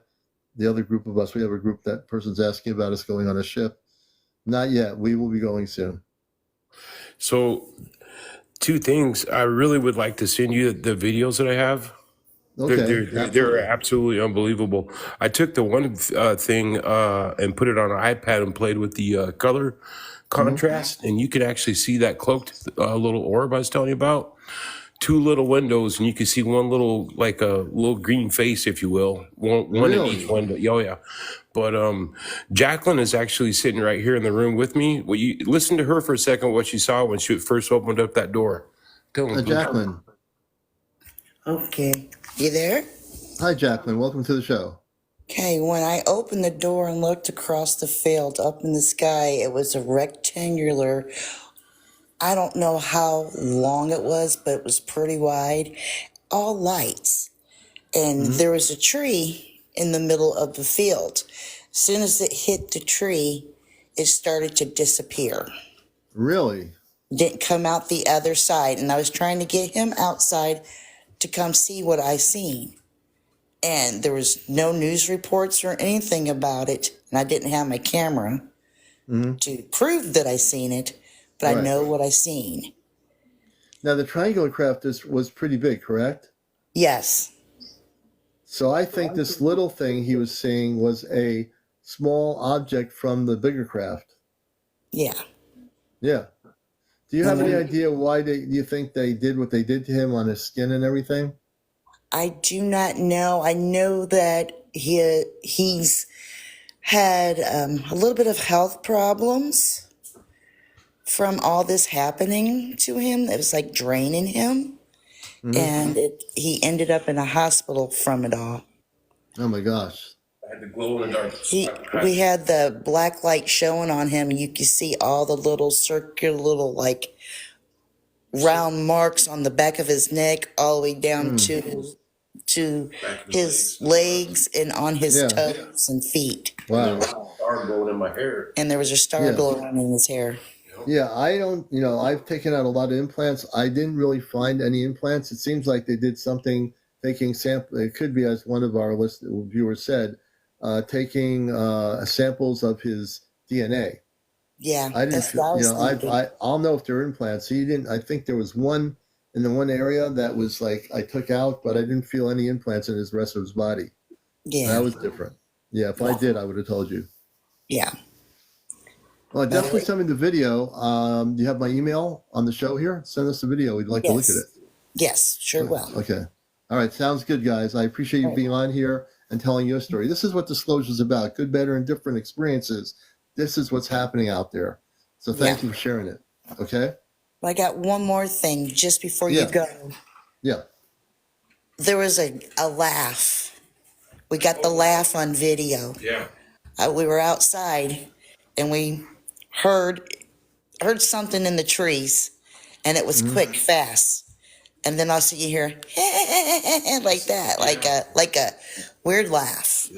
Yeah. Do you think it might have been the ET outside of the ship? Yes, it was in the quick. woods? It wasn't human. It wasn't a bird. It wasn't nothing. It was something, and it was quick, and you couldn't hear it go through the trees when it took off. Now, do you have the audio where we can hear it on here? Yeah. Hold on a minute. You do? Here, let Okay, me. folks. So pull it up on our iPad and we'll play that video and you can actually listen to it. Okay, we're going to hear we're going to hear the audio of the ET laughing at them. So That's gonna be basically, interesting. I would just kind of pre-warn you, there's no cuss words, but I am upset and I am telling them to get out of my yard. Yeah, no, I understand. And in the video, she's standing behind me filming this, right? Hold on. This is going to be different, folks. You're watching Encounters. They're going to play a audio segment of their this ET laughing at them after what they did to him. The ET's in the woods, and he's actually whatever it is laughing at them. Trying to get to go. Hold on. Let me get the volume. Of light. Okay, here it is. Hold on. Slowly across. Wait a When I minute. got to this tree right here, behind the tree. It don't try to shut off the laser crazy. Because I'm running through it right now, see? Yeah. The laser won't go through the Oh my ship. gosh, you see that? The laser won't go through the ship. Right there. You see it? Yeah. It's there. Let's go inside. I'm good tonight. Okay, listen to this. Okay. Did you hear that laugh? Yeah. Yep. I just heard that. You want to play that one more time? Sure. Oh, hold on. Let me play it one more time. Wait a minute. Let me go back to it. Where's your speaker at so I can put the phone I back? have it on speaker, babe. Okay. Let me get it going. Oh, It was just like a strip, a rectangular strip of light going slowly across. When I got to this tree right here, behind the tree, It don't try to shut off the laser. That's crazy. Oh, because I'm running through it right now. See? yeah. The laser won't go through the Oh my ship. God! You see that? The laser won't go through the ship. Right there. You see it? Yeah. It's there. Let's go inside. I'm good tonight. I done seen my thing and Asshole. I heard the laughing. Okay. Yep. I heard that. There's more I than heard one that. video. There's more than one video, but that is one crazy video to watch. Trust me. No. Yeah, that is interesting. So that low vibe ET was in the woods laughing at you. Well, it was in an orb floating right out my porch. The way my house is built, where I got a deck, and at one end of my yard, it's like 8-9 feet off the ground, and it was like right at eye level in my side yard, floating like a little half cloaked orb. And I was trying to shine the laser through it, and this laser would go all the way through the trees to 3 acres over to my next, neighbor. It would Yeah. not go. It would not go through the ship. And not only that, I shut my laser gun off 2-3 times. Yeah. So this little tiny ship from the triangular, was it a triangular ship you saw or what? Well, the bigger first one she saw, I did not see that way it was she rectangular. with the string of lights. Rectangular. Yeah. Right. So this little thing did come. I can tell you this much. This little ship came from the big ship. Most definitely is what I was Yeah, it thinking. definitely did. You can hear it humming. Yeah, and it made a distinct low tone, like ooh sound. And it wasn't. Yeah. Yeah, they don't have enough followers to show us the video here, but they're sending me the video, and I'll be able to play it on my iPad on the show here, so you can see it. So yeah, I can't wait to see that. Yeah, we'll send you a couple of them. But at a personal level, it's amazing that when something like that happens to you, there's nobody you can call for help. No. You're being attacked in your front yard. I mean, where do you go for help? You can't. And you guys are out in the country, right? Right. There you go. There's nowhere you can go for help. I mean, you're out in the Well, I country. mean, and not this has even happened. law. Law enforcement. I mean, what are they going to do? But I mean, we live in a nice part of the country. It's ranches and cattle and stuff around here everywhere. Yeah. This is an amazing story. Thank you so much for sharing it. All right, we'll send you some videos. So, all right, guys. Well, I appreciate you both, and I guess we do need your email real quick before we get up. my email is going to be CmdrAleon. That's CmdrAleon at AOL.com. LEAON. Right. At what? ALEON at AOL.com. And before you go, I want to do a protection for you. Sure. So I'm not going to take you off yet. So what I want to do is I want you to close your eyes, and actually the both of you. All right. What I'm going to do is I'm going to put a shield of light energy protection around your body, and also a shield around your land area. It'll be invisible. So close your eyes and take a deep breath for a minute. You'll feel this. This is going to be like a gentle energy of light. What I'm doing, folks, is who are watching the show, they're going to have an invisible shield of energy protection light over them. And wherever they go, they'll be protected. Negative ETs won't be able to even scan where they are or know where they are. So we're going to break that connection. Let me just do this here. And tell me when you're feeling the energy. I'm going to put energy around you, sort of like, I won't call it a spacesuit, but it'll be an invisible shield. I feel something on my chest. I feel Yeah. Okay, I'm going to, for both of you, I'm actually putting a shield around you. Let me do this here. And let me do this here. So I'm doing this right now.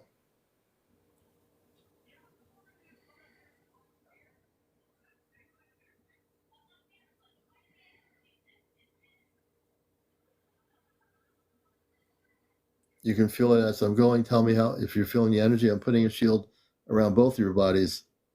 I'm feeling it. She definitely feels something. I feel something too. And this will be a protection always, permanently. What I'm doing, folks, is putting protection around their body. And also I'm going to amplify the beam of energy around your property, which I can do with the palm of my hands. And I'm going to protect your house, your property, a bubble around your property. And you'll never have any negative ETs trying to do what they did a while back. That's not going to happen. And it's almost done. I'm going to have you say these words. Both of you need to say these words after I do this. What I'm doing, folks, I have certain words they have to say, and this will actually make solid the protection from the negative low VBTs. I want you to say, I am a cosmic Christed being of light. I am a cosmic Christed beam of light. So it's, I am a cosmic Christed being, like a being. I am a cosmic Christed being of light. Being of light. Right. Okay, and give me one more minute here. I am unconditional love. I am unconditional love. And I will never be attacked or abducted by low VBTs again. And I will never be attacked or abducted by low VBTs, ETs again.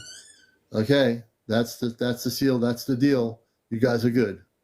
All right. Thank you. Thank you. All right, I appreciate you very much. And as friends of the show, I'm going to bring them down.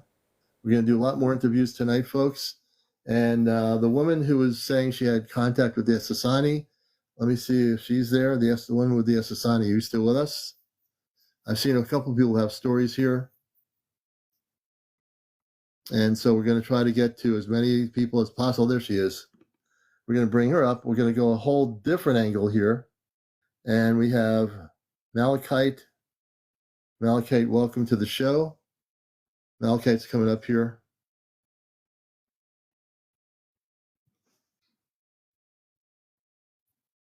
Okay. Let's see. Hey, Malachite, good evening. How are you? Hi, I'm doing well. How are you? Good. And what's your first name? Well, I don't give out my real name. I have a stage name for TikTok. Is that all right? Yeah, you can just do Malachite if you want. So tell us where you are on the planet, and tell us on your end of it. You've had visitations directly, physically. Would you call Asasani? Nightly. Nightly.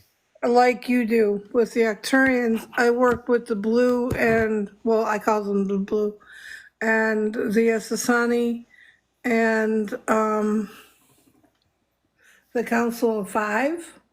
So when did you start, when in your life as a human being did you get contacted physically by the star people? 8 years ago. I did something, I was listening to Bashar, and it was a weird experience because Bashar said, if you wanted to have first contact, take a quartz crystal and put a amethyst sphere crystal on top of it. And I did, and my world has not been the same since. I got contacted. They didn't say anything, but it was obvious. It was kind of like an energy field, a funnel of energy field came down through my bedroom and enveloped me. And it was so intense, you could see that there was distance in the tunnel field when you looked up. And it was a combination of your third eye and your physical eye at the same time. It was intense. And what year was that? What year did that happen? That happened 8 years ago. So 8 years ago. Yeah, I'm not sure exactly the date right now. Because I remember things in the moment. I like what's necessary to say in the moment.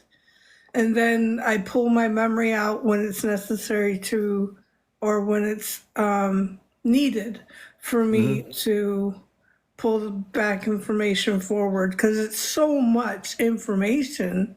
Right. You kind of got to let it just be where it is in the grid and pull it down when Now, so God when that lets you happened pull to it you, down, you know? so when that happened to you, how did your life start changing? So that happens to you. When do you have, like, I've had people on here who've actually had the space people physically come into their room. Yeah, I had a heart attack. I had a massive heart attack and blew out You one of my did? ventricles. Really? I got laid down. I never went to the doctor. And I just had an echocardiogram and didn't see a thing, but I couldn't get off the ground. And it was like somebody walked me and put me on my bed. And while I'm laying face down on my bed, they were doing the work through my back. I could see three people at the side of my bed. They were instructing me on how to stay calm. And then they were doing surgery on the heart. And I could see a totally different world. It was while I was going through it, and it was all explained to me.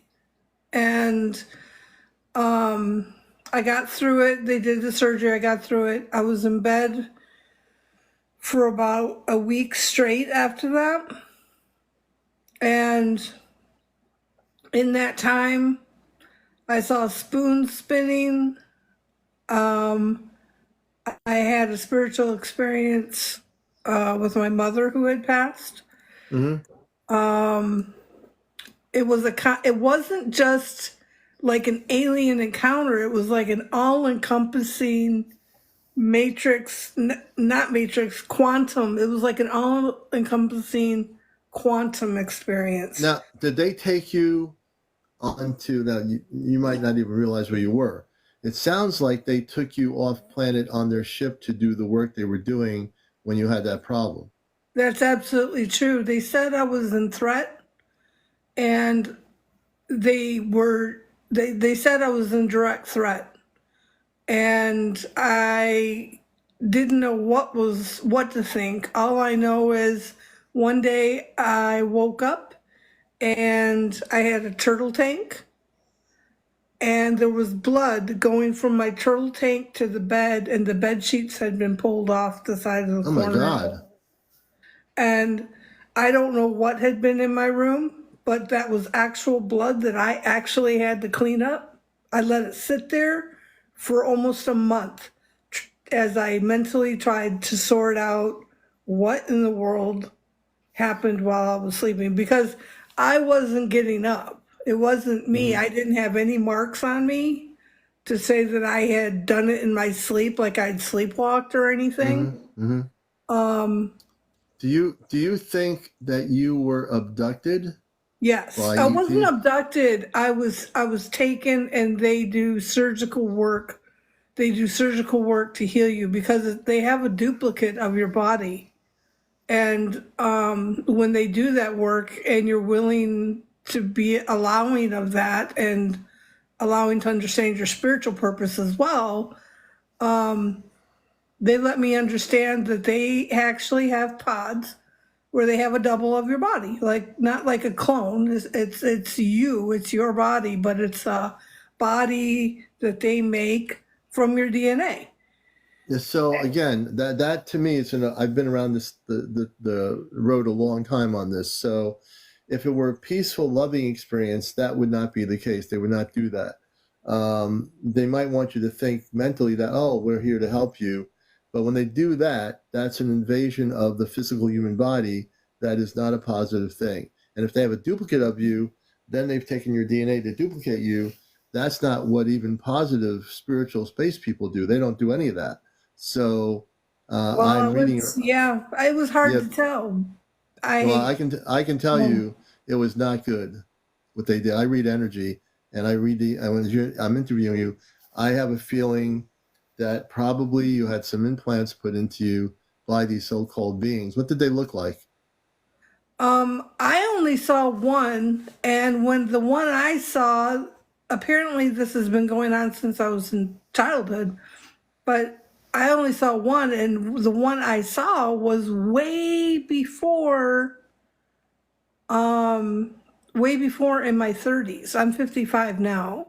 Okay. And in my 30s, it was like the veil opened, and I saw this little guy about the size of a gray, but he looked like a decrepit old man.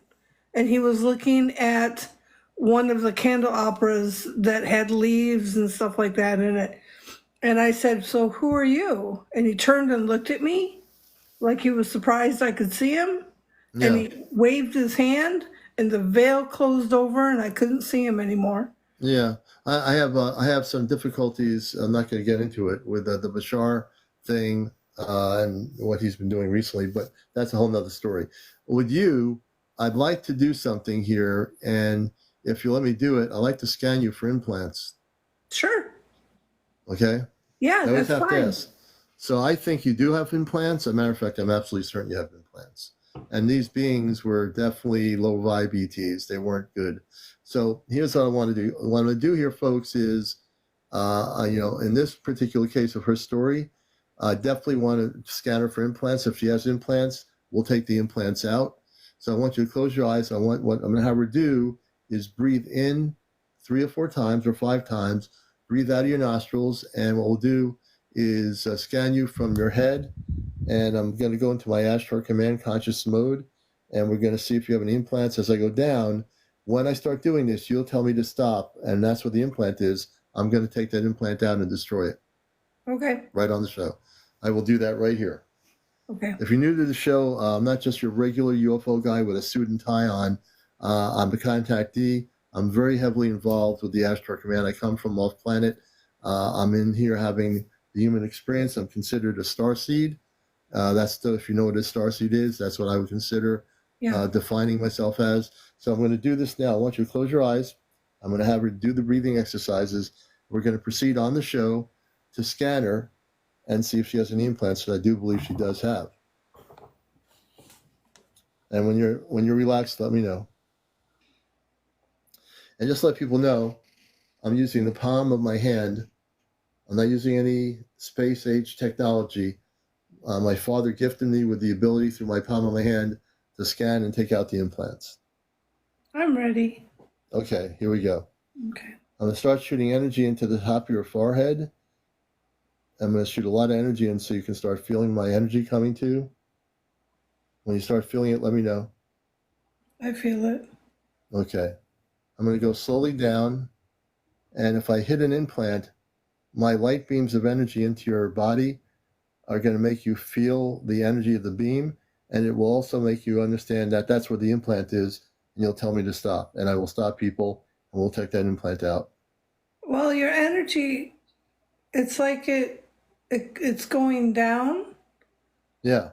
And yet where they did the work, it kind of V's up. Like your energy goes around it. Right. So you tell me where I am. And when you tell me I've hit the implant, I'm going to stop. Right there. Right there? Above my heart. Okay, right there? Yeah. Okay, I want you to keep your eyes closed. I'm going to take the implant out. I'm going to neutralize it first so it can't move out of the area. Okay, and now I'm going to pull on it. When you start feeling me pull, you're going to feel it, but it's not going to hurt you. I'm going to take it out. Okay. All right, so I'm pulling on it. You should start feeling me pull on it. When you feel me pulling, let me know. Yeah. I felt, I'm sorry. I feel you pulling it. I do. Okay. Okay, and we're going to keep pulling on it. And I'm pulling from both ends. Because what they did is they put this thing triangulated over that area. So I'm going to take the whole thing out. Some of these implants, folks, are very, they're long. In the body, they can tangle up the whole body, these implants, and mess people up. Oh, it messed me up. Trust me.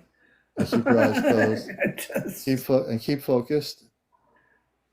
I'm going to take the whole thing out. It'll be out in a minute. I'm going to neutralize the rest of the implant and pull it out right now. When I have it out, you tell me it's out. You'll feel a little tingle or pinch. Itchy. Yeah, an itch. Tell me when. I felt it. Okay, do I have it out? Is it out now? It's out.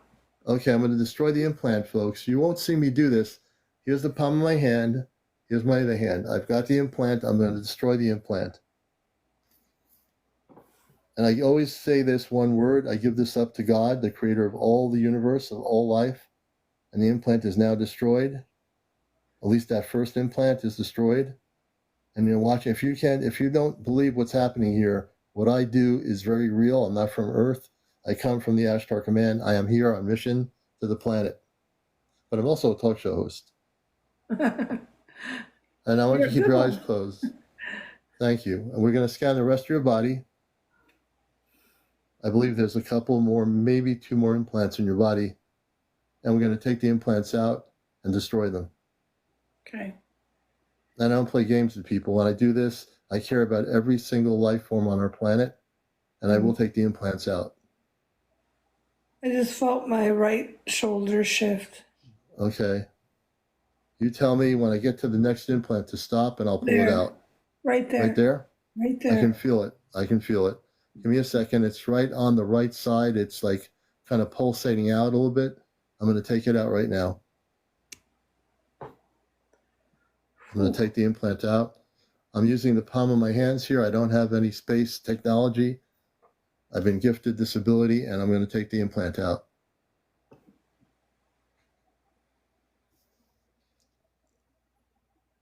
This is a kind of a long implant, but I'm going to take it out. I'm going to yank it out, and it's not going to hurt, but I'll take it out now. When I have it out, you tell me. It's kind of like I'm neutralizing it. These implants do move a little bit, but I'm going to neutralize it. I think it's out. I was able to take a breath. I got it. Let me destroy this implant. That's your second implant. I will destroy this implant. You're not going to see it. This implant is being disintegrated, and I give it up to God. Again, I use the word God because that has nothing to do with religion. I give the implant up to God. I destroyed it. Second implant out. Give me a second. I just have to recenter my energy. You don't know how much work this is, folks, to do this remotely. Give me a second. Okay, we're going to keep scanning you, and we're going to make sure every implant is out of your body that the ET's put in you. We're going to take all the implants out. Oh, thank you, C. Thank you, guys. I'm still going down. Now I'm going down to your waist area, around your chest to the waist area. I just want to make sure there's no more implants in you. If there are, you tell me to stop. I just see a dark energy behind my left knee. I don't know if it's an implant or not. Yeah. I don't know. Well, I'll go down. If there's an implant there, we'll destroy it. So I'm almost at the knee area. You tell me when to stop. I'm gonna put some light beam energy into the dark area. If there's a reaction from the dark energy, I'll neutralize it right away. There, you got it. Right there? Yep. Okay, let me just neutralize it. I'm gonna conceal it and neutralize that dark energy. And we're going to destroy it. I'm going to destroy it right now.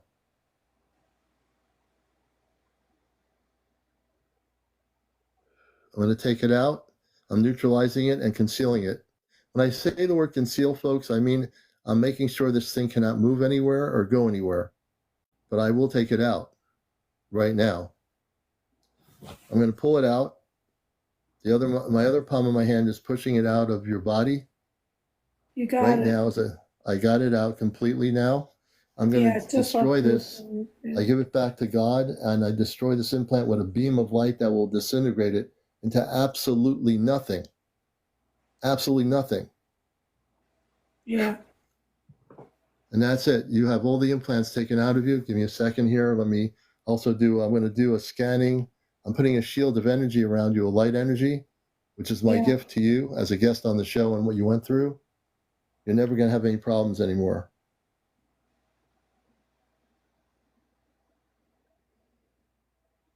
Yeah, Hedy, if you find any people being unkind or mean on here, just block them, take them out of the show. That goes for all my moderators.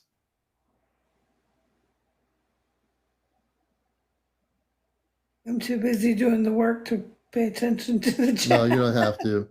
The commander has hosted the show. I'm very powerful in what I do.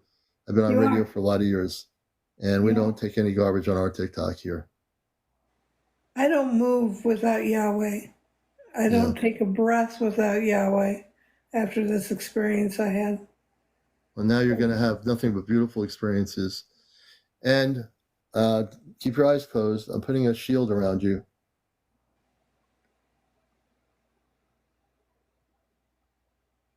Do you feel the energy coming around your body?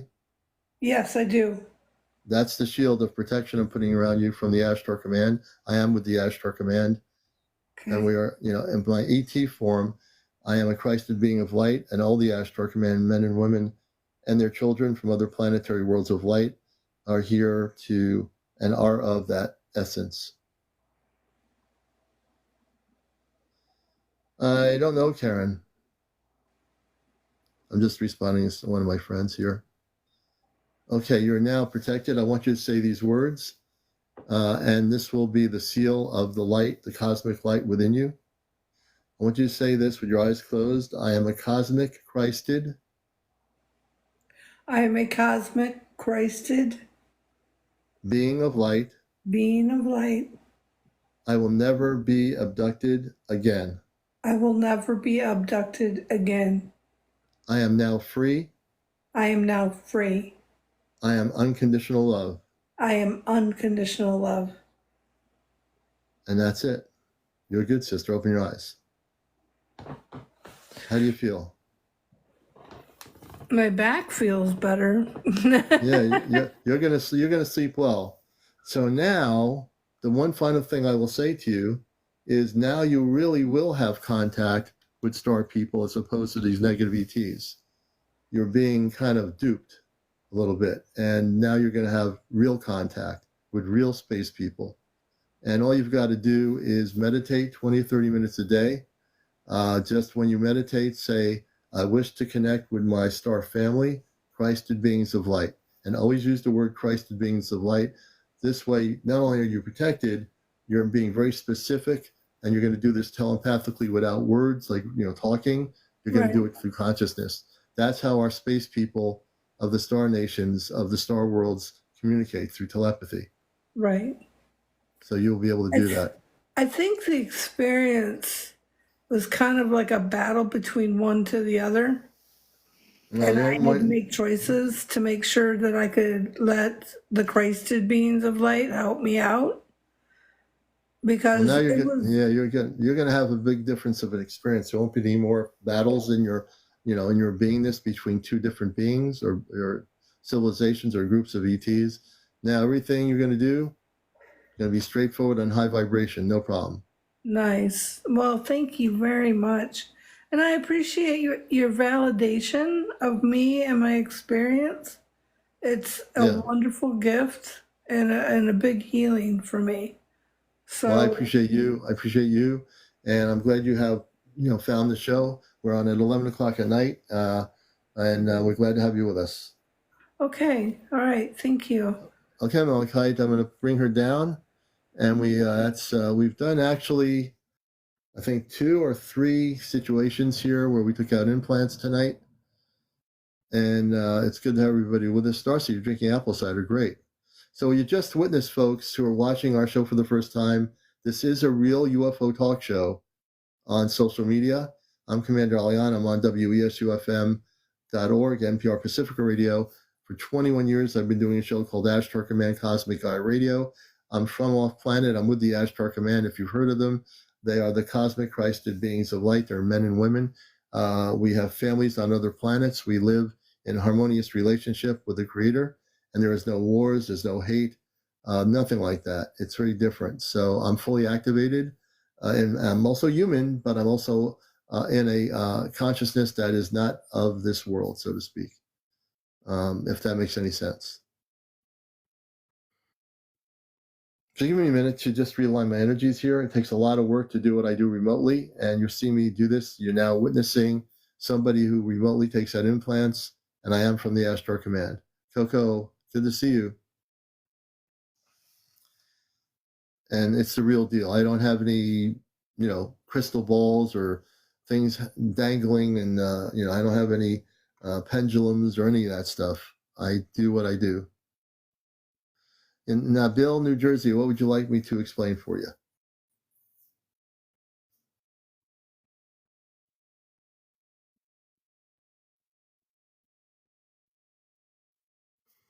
So give me a moment. I have to just readjust. I'm drinking sample cider. We'll be on here till about 1:30. Thank you for getting us over 100,000 likes. Thank you so much. Thank you for your gifts. I've only had 6 of 20 hats taken, so I want to get all the hats taken. If you support what we're doing and you love our show, if you have TikTok capability for gifting, please do that now while I take a deep breath and realign my energy here for a minute.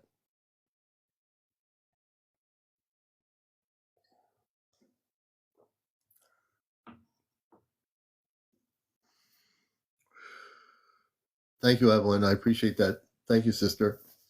I appreciate you so much. Thank you.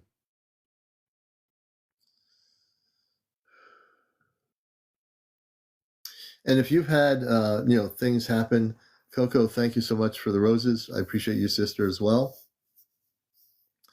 If you had any sightings that you're videotaping, documenting, if you've actually had positive contact and not been abducted, and you want to tell your story about your positive connections physically with star people, Evelyn, thank you for the hat.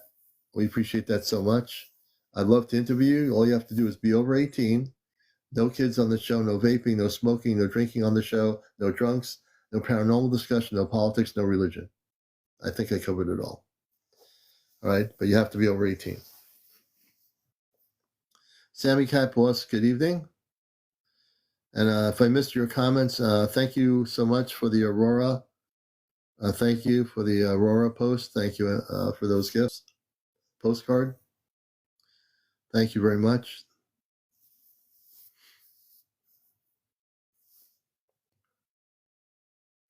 And we had some great guests on here. I'm sorry that some people were abducted, but we got the implants out of those people and they're in good shape. I don't like to hear anybody getting abducted by ETs. That's where the commander draws the line. If people are abducted and they have implants, we take them out, whether they're government implants or ET implants. We'll take them out and destroy them. I donated to April, so I'm short on gifts. Don't worry about it, Blessed Mom. Don't worry about it at all. Don't worry about it. You're good here. You're doing, beautiful things, and that's a good thing. So you're good. Put a smiley face on. You're good. Jen C, Joe, Bruno, welcome. Hey, Universal. Everybody out there. So one of the things we have to understand, and we love your support, Blessed, and we support you too, because we're all in this together, right? Is that we are going towards a point of contact. We're going to see things happen. Hey, Cleo, it's your birthday today. You're 73. Congratulations, Cleo. Jimbo says, I was abducted and unfortunately don't remember any of it. Nabil, New Jersey, thank you for the roses. And a lot of times, Jim, that's called missing time. So you wouldn't remember it. I'll do more with people like yourself tomorrow night. I'm going to take a break from taking implants out. Thank you, Starseed, for the gifts. But tomorrow night we will, if you come on, I will scan you and we'll see if you have any implants. And if you do, we'll take them out tomorrow night. Oh, my heart hurts. We love you too. We don't want you to, you're a beautiful soul. Blessed. Thank you. Thank you, Starseed. Thank you. Thank you. Thank you. Thank you, Starseed. Mill Lane says, I don't think no ET could abduct me. I'm fully protected by God. Yeah, Mills, I think that's the thing. If you're fully engulfed in God's love, you're good. Well, you know yourself. Kit Kat, welcome back, Kit Kat. You're all over the place, Kit Kat. We're glad to have you back here. Sarcy, thank you for all the roses. Thank you so much. And again, Cleo, happy birthday. Jimbo said I had a very sore throat. Yeah, Jimbo, I think tomorrow night we'd like to interview you about that when we come back on in the evening.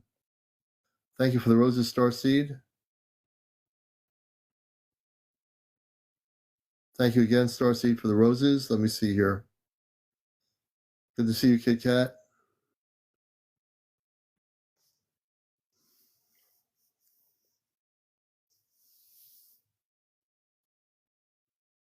Oh, cool. Very good. Very good, Ashley. You did a good job there, Kit Kat. Golden Bear, good to see you. Peace, love, and light to you. So who here has been having sightings currently in the last few weeks and recording them of UFOs or extraterrestrial spaceships?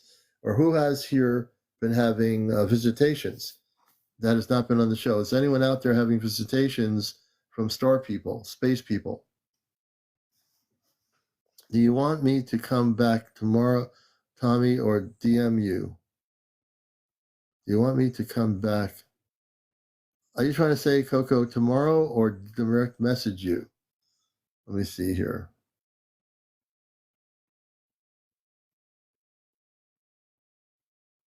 UFO UAP has had sightings happening out in the West.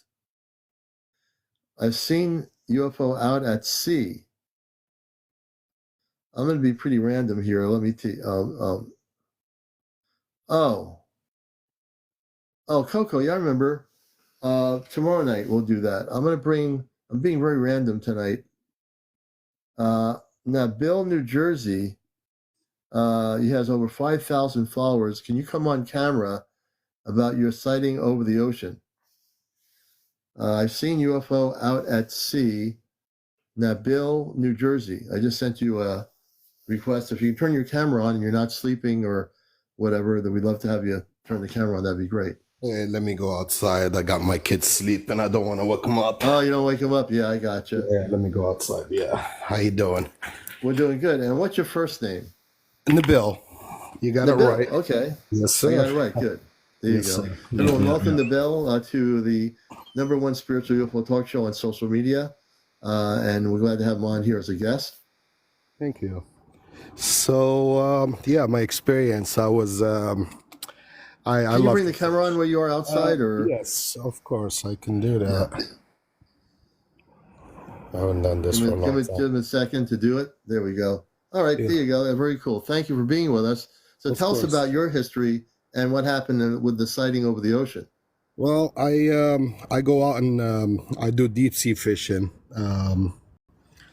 And I was out about 110 miles. And we were done with the fishing, coming back. And I got my radar set up for 3 miles. 3 miles, it was a very clear day. Coming back, I can see 3 miles out. There is no boats around me or nothing. Mm-hmm. So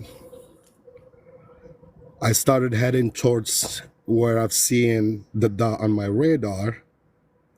And I had 2 of my friends with me. One of them is a detective. I mean, very respectful people. You know.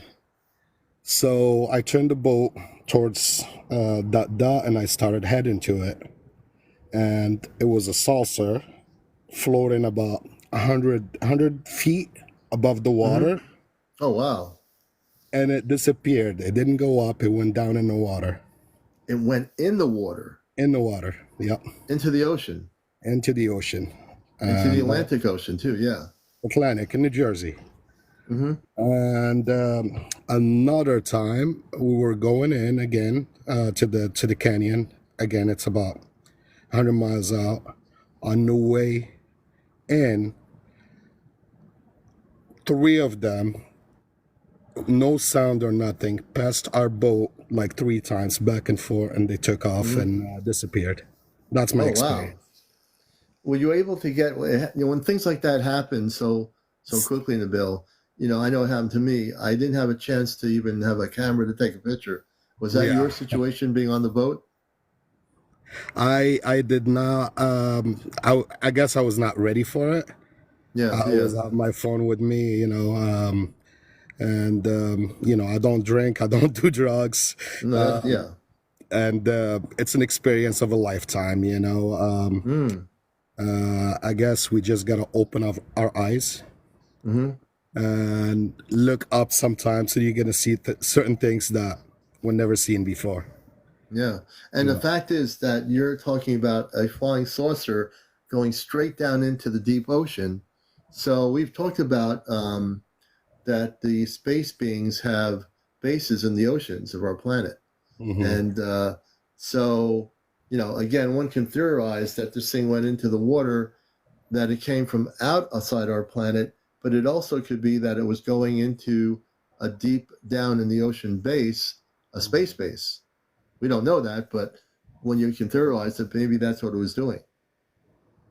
I've heard many stories about that, where they come out of the ocean and they go into the ocean. Right. No, somebody said, did the three go in the ocean as well? No, they were flying. They just passed us and disappeared. They went very fast above the other. Yeah. It was crazy. And it wasn't just only me that saw the thing. It was the three of us on the boat. We saw. Yeah, you had witnesses, and one of your witnesses, and also hello, John Connor, one of our friends on TikTok. One of your witnesses was also a law enforcement official, a detective. Yep. So you had legitimate people on your boat, Absolutely. not just yourself. Yes. Yeah. I mean, that's always important, right? So since that period when that happened, did you ever have any other sightings occur after that? Not me, but the detective, because he's got his own boat too, and he goes out a lot. Really? He had the experiences too. And now you were out, just for my audience, you were about 100 miles out from shoreline, correct? So that, how long did it take you on a boat? Because I don't know much about it. I mean, I've been on a boat. It takes about 5 hours to get 5 hours to go 100 miles. Yeah. Wow. Yeah. And then you have to go back to the shoreline too, right? Yep. Yeah. You do 100 miles and you stay for one day and come back and again another 100 miles or 110. So do you sleep overnight? Is it a big enough boat? We do sleep overnight. Yeah. So you sleep over. So it's not like a little boat or something. Okay. No. It's so 38. Now, so the detective goes out on a boat out that way. Was he in the same area where this happened before? Yes. Yeah. We always, like, from here, when we go tuna fishing, we go to an area, it's called the Hudson Canyon, where it's very, very deep. It's about 2,000-3,000 feet deep. Yeah. Yeah. That's where we go fishing. Wow. So we can document two things. You and your friends were out there. All three of you saw this thing. The detective goes back out 100 miles out from shoreline in New Jersey to that same location and sees another extraterrestrial spaceship. Correct. Yeah. That's pretty amazing. That's documentation. More than one time. It happened to the detective more than once. More than one time, yes. And when has he told you anything regarding what's happened when he's out there? Like, did he have any contact with the extraterrestrials? No, he didn't. And also, he doesn't like talking about it too much because he said, I've seen so much. And to be honest with you, sometimes you start talking to people about stuff like this, they think that you're crazy. They think that you're, just talking out of your, whatever. And, well, about 30 years ago, that would have been the case. But right now, with all these things happening, with discussion about UFOs, even major networks once in a while are throwing in stories because they need to, because the public wants to. People are, it's funny. This show and my NPR show are very popular. This show is like exploded when I came on here. And what I found out is that people are tired of being quiet about what they're seeing. People are going to talk about it. So the majority of people, like yourself, me as a contactee, we're the majority now. We are the majority. And so the people that think you are crazy are really a minority. They're very few in every community around the world. They are so minute that they used to be a large community, but most of those people that were that way have probably either had their own experiences or whatever. But the thing is, the reason why this show is so big is because people are now ready to talk about it. And so you never have to feel like people are going to think you're crazy. I tell people, I had 1 or 2 people I told about these things where I work, and they're very open to it. You never know until you talk to people. But when you know what you're talking about, people are ready to hear it. Because a lot of these people have just been brainwashed and programmed by schooling. You went to high school, kids. I grew up in the 60s. Your teachers would never talk about these things, but people are having experiences. There's a lot of history to it. And so I appreciate you so much, man, coming on here and talking about that. That's a great story. Thank you for letting me up with you, man. Thank you. I'm following you now, and we're on here at 11 o'clock nightly. And once in a while, I go out of here, and I take a night off. But I'm usually here at 11 till about 1 or 1:30. Perfect, man. Thank you. All right, thanks, Nabel. Take care. Let me bring it down. I'll disconnect them. We're getting to about 1:30. I'm going to call it a night. I have to really discipline myself because we'd be doing this all night. So if you want to be on the show, tomorrow night at 11 o'clock, live encounters with your host, CmdrAleon. I'm also host of WESU's Sunday morning show live here on TikTok, Cosmic Eye Radio. And I've been doing that for 21 years. I'm a contactee. I'm also from the Ashtar Command. I work in the Christed cosmic levels of light always. So I have I'm sort of like a cosmic book. There's not too much I don't know on this subject. And I've been around the block a few times. So we might do one more interview, I think, before we end the show. And then, Nabel, thank you.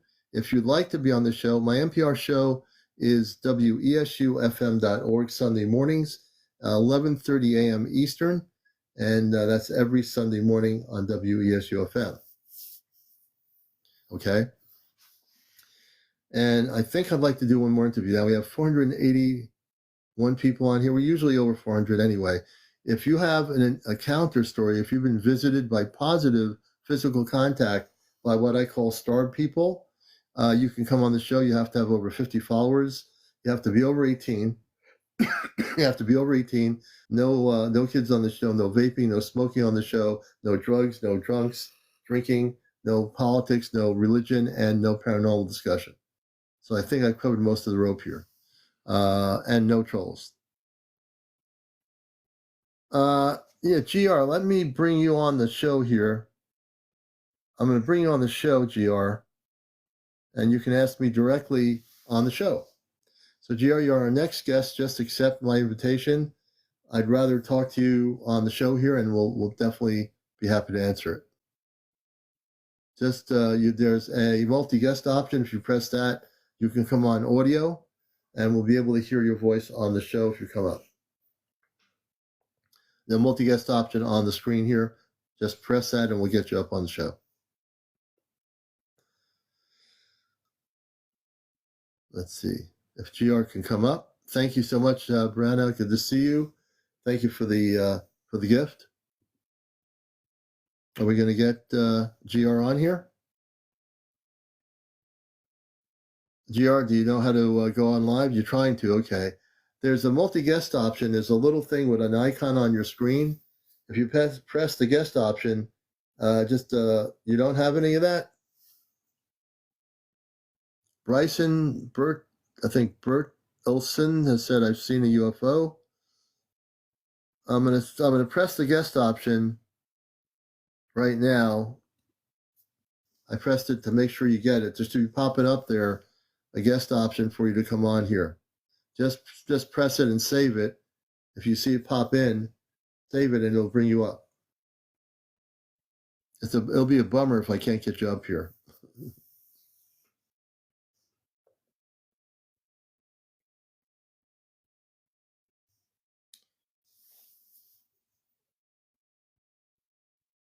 It's right beside the comment box. So you see the comment box, you'll see the thing. I think all the TikToks should be set up the same way.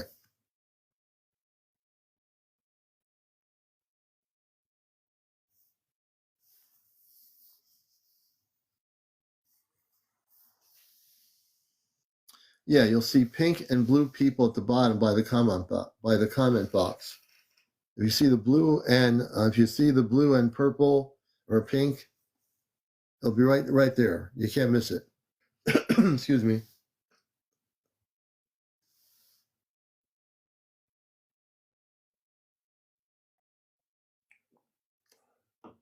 Yeah, it's to the right. Thank you for everybody helping her. I know she has to have that thing there on her TikTok. She has 77 followers, so she can come up. Yep, she got it. She got it. Thank you, everybody. GR is our next guest. Thank you, everybody. You really helped her. GR, welcome to Encounters, the #1 spiritual UFO talk show. I'm CmdrAleon. Where are you located? Hi, I'm in Florida. Oh, great. There's been a lot of Southwest stuff in Florida going on. Yeah, glad to have you with us. So tell us your story. I'd like to hear give us some background of your story, and I'll try to answer some of your questions. Okay. I'm really not sure. I didn't have any conversation with it. This was back probably almost 20 years ago. I had been staying at a friend's house, and I was laying in bed, and I felt like I needed to look over to the doorway, and I did. And there was this being in the doorway that was, and I don't know what it was. It was, it wasn't tall like you were describing last night. It was shorter than the door, like maybe average in height. I'd say maybe 5'8"-ish. I don't even think it wasn't 6 feet. It was shorter, but it was like a shark skin in color, more bluish, grayish. But the ears were longer and had like a pointy tip on them.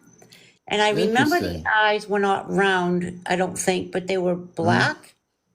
But I do remember the feet, the arms and the legs were like equal in length, and the torso was longer. So kind of reminded me of like the body of Gumby almost. Okay, interesting. I have no idea. I thought I was hallucinating, but I don't do drugs and I don't drink. But I don't know. And when I looked at it, it was probably about 5 seconds. We looked at each other and then it just disappeared. I didn't hear anything. I didn't hear anything approaching. I didn't hear it leave. It just was there. And it wasn't like ghost-like, but it was solid and it was form. I don't know. I have no idea. Let me ask you a question. You say it was kind of bluish color? Bluish gray. Bluish grayish. It reminded me of the color of a shark, but more on the bluish side. That's interesting. So can you tell our audience when you looked at it, what the face looked like? The eyes were not, they were big, but they weren't huge, and they weren't oval up and down. They were big, but they were almost almondy. Almondy. Like an almond type shape, not like you would picture like when you think alien, not typical. But I do know, I remember them being black. I don't remember a lot. It's hard for me to describe the face every time I try. Right. The only thing I could think of after that was like if you've seen pictures of the god Loki, but it wasn't Loki, Yeah. And it How'd you feel about in the presence of this extraterrestrial being? I always ask people, how do you feel about the energy coming from that particular being? Were you able to tell whether it was a male or a female?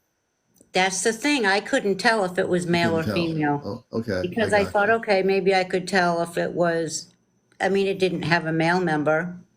I would have remembered that. And I don't remember feeling any kind of way. I just felt neutral. Neutral. Did you feel that it was trying to communicate with you in any way, or just it was more observing you? No, I felt like it was more curious or observing. Oh no is asking a question. Did it have like a hair on its head or anything like that? No, I don't remember any hair at all. No hair. Was it wearing any kind of outfit? No clothing. No clothing at all? Not that I could tell, no. It just seemed like it was, that's what kind of struck me kind of strange. It was just like skin, but I couldn't see whether it was male or female. Okay. That's an interesting type of being. I've never heard of that. I mean, the way you described it, like a Gumby type tall being about 5'8".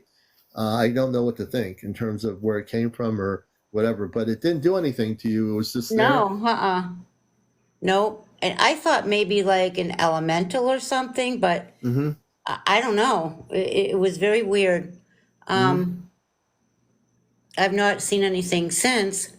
Yeah. And then afterwards, I thought, okay, alien type being, and then what people describe as a gray, because I didn't know a lot about that kind of thing. I still don't know a lot. Right. But Well, when the I looked Greys are at pictures of grays, it was yeah. similar, but the ears Yeah. had more of a longer pointed end. Yeah. Well, there really aren't any Greys. That's a media created word by our current society. Oh, But okay. there's no aliens, but there are no Greys, and there's no aliens either. But there Okay. are what they call Zeta. Zeta are more like big eyes, round head, and a body that's kind of thin, and they actually look like they're grayish in color, off white, but that's a Zeta. The non-Zeta. Now, this being here doesn't sound like a Zeta. It sounds like a completely different type of ET I've never heard of before. Yeah, I don't Yeah, know. and I'm usually not stumped. All I know is that I know it's not a Zeta, but it's something else. It's another type of ET that I've not. The way you described it, like a Gumby-like looking ET, I don't know what it is. Yeah, well, the body, like the The proportions of the body. body reminded me of it. Yeah. That's the Okay. only thing that reminded me of that was the proportions, because I don't know how else to explain it. Like Right. the No, I torso was gotcha. kind of longer, but the arms and legs seemed like they were more equal in length to, the Yeah. to the torso. It was really weird, and it was more straighter up and down than curved. It didn't have Yeah. breasts, so I'm assuming it was possibly male. I don't know, or It could or be, both. I don't and know. different ET races might be different. So Right. it's an interesting. It's your description is interesting, and how you're describing this being. So was it in your room, like a living room? Where was it when you actually encountered it? It was in the doorway of the bedroom I was staying to, like more in The a doorway. hallway. Really? So when did it appear in the doorway? Like were you in the bedroom, and it just appeared there? Yeah, yeah. I was laying down, getting ready to go to sleep, and I couldn't sleep. I was wide awake, and then I Mm-hmm. just kind of felt like I needed to look over. And when I did, I looked in the doorway, and there it was. Yeah. And I just kind of locked eyes with it for seemed like an eternity, but it was only a few seconds. A few And then seconds. I gotcha. it left. Wow. Interesting story. That's a very And fascinating story. I didn't hear it leave. It made no sound. Mm-hmm. It didn't make any sound approaching, and it didn't make any sound leaving. It left, and I saw it like leave, Now, but when it was you quick. saw it leave, did it like just disappear out of your frequent? I mean, well, like if I'm looking at you, did it Hmm. just like totally like cloak or disappear out of nowhere? It seemed to have, but I think it was more kind of like started walking, but at the same time, it was just gone. If that makes any Really? sense. I know it does. Well, Gio, I want to thank you for sharing that story. I think you're my last guest for tonight, so I really appreciate you. Are you new to the show? Have you watched this before? I've come in. I've watched you now probably 4 or 5 times. Oh, thank you very much for doing that. Thank Well, you, because this has driven me crazy for years trying to figure out what it was. right, but I can tell you this: even though I don't know what the ET was that you saw, it's definitely a different type of ET, and obviously, you didn't have any negative experiences with it. It was observing you. It seems like, Yeah, I don't know. Yeah, yeah. No, it sounds like you're good. Hey, I want to thank you for being on here. We're on at 11 thank o'clock at you. night, and thanks for joining us on Encounters. I appreciate you. I appreciate what you do. Thank you. Good night. Thank you so much. Good night to you. Bye bye. And there's another, I as much as I want to go off, Pagan Prince DJ. She told me long blonde hair. So Pagan Prince DJ, did you have an encounter with a space being, or did someone else have an encounter?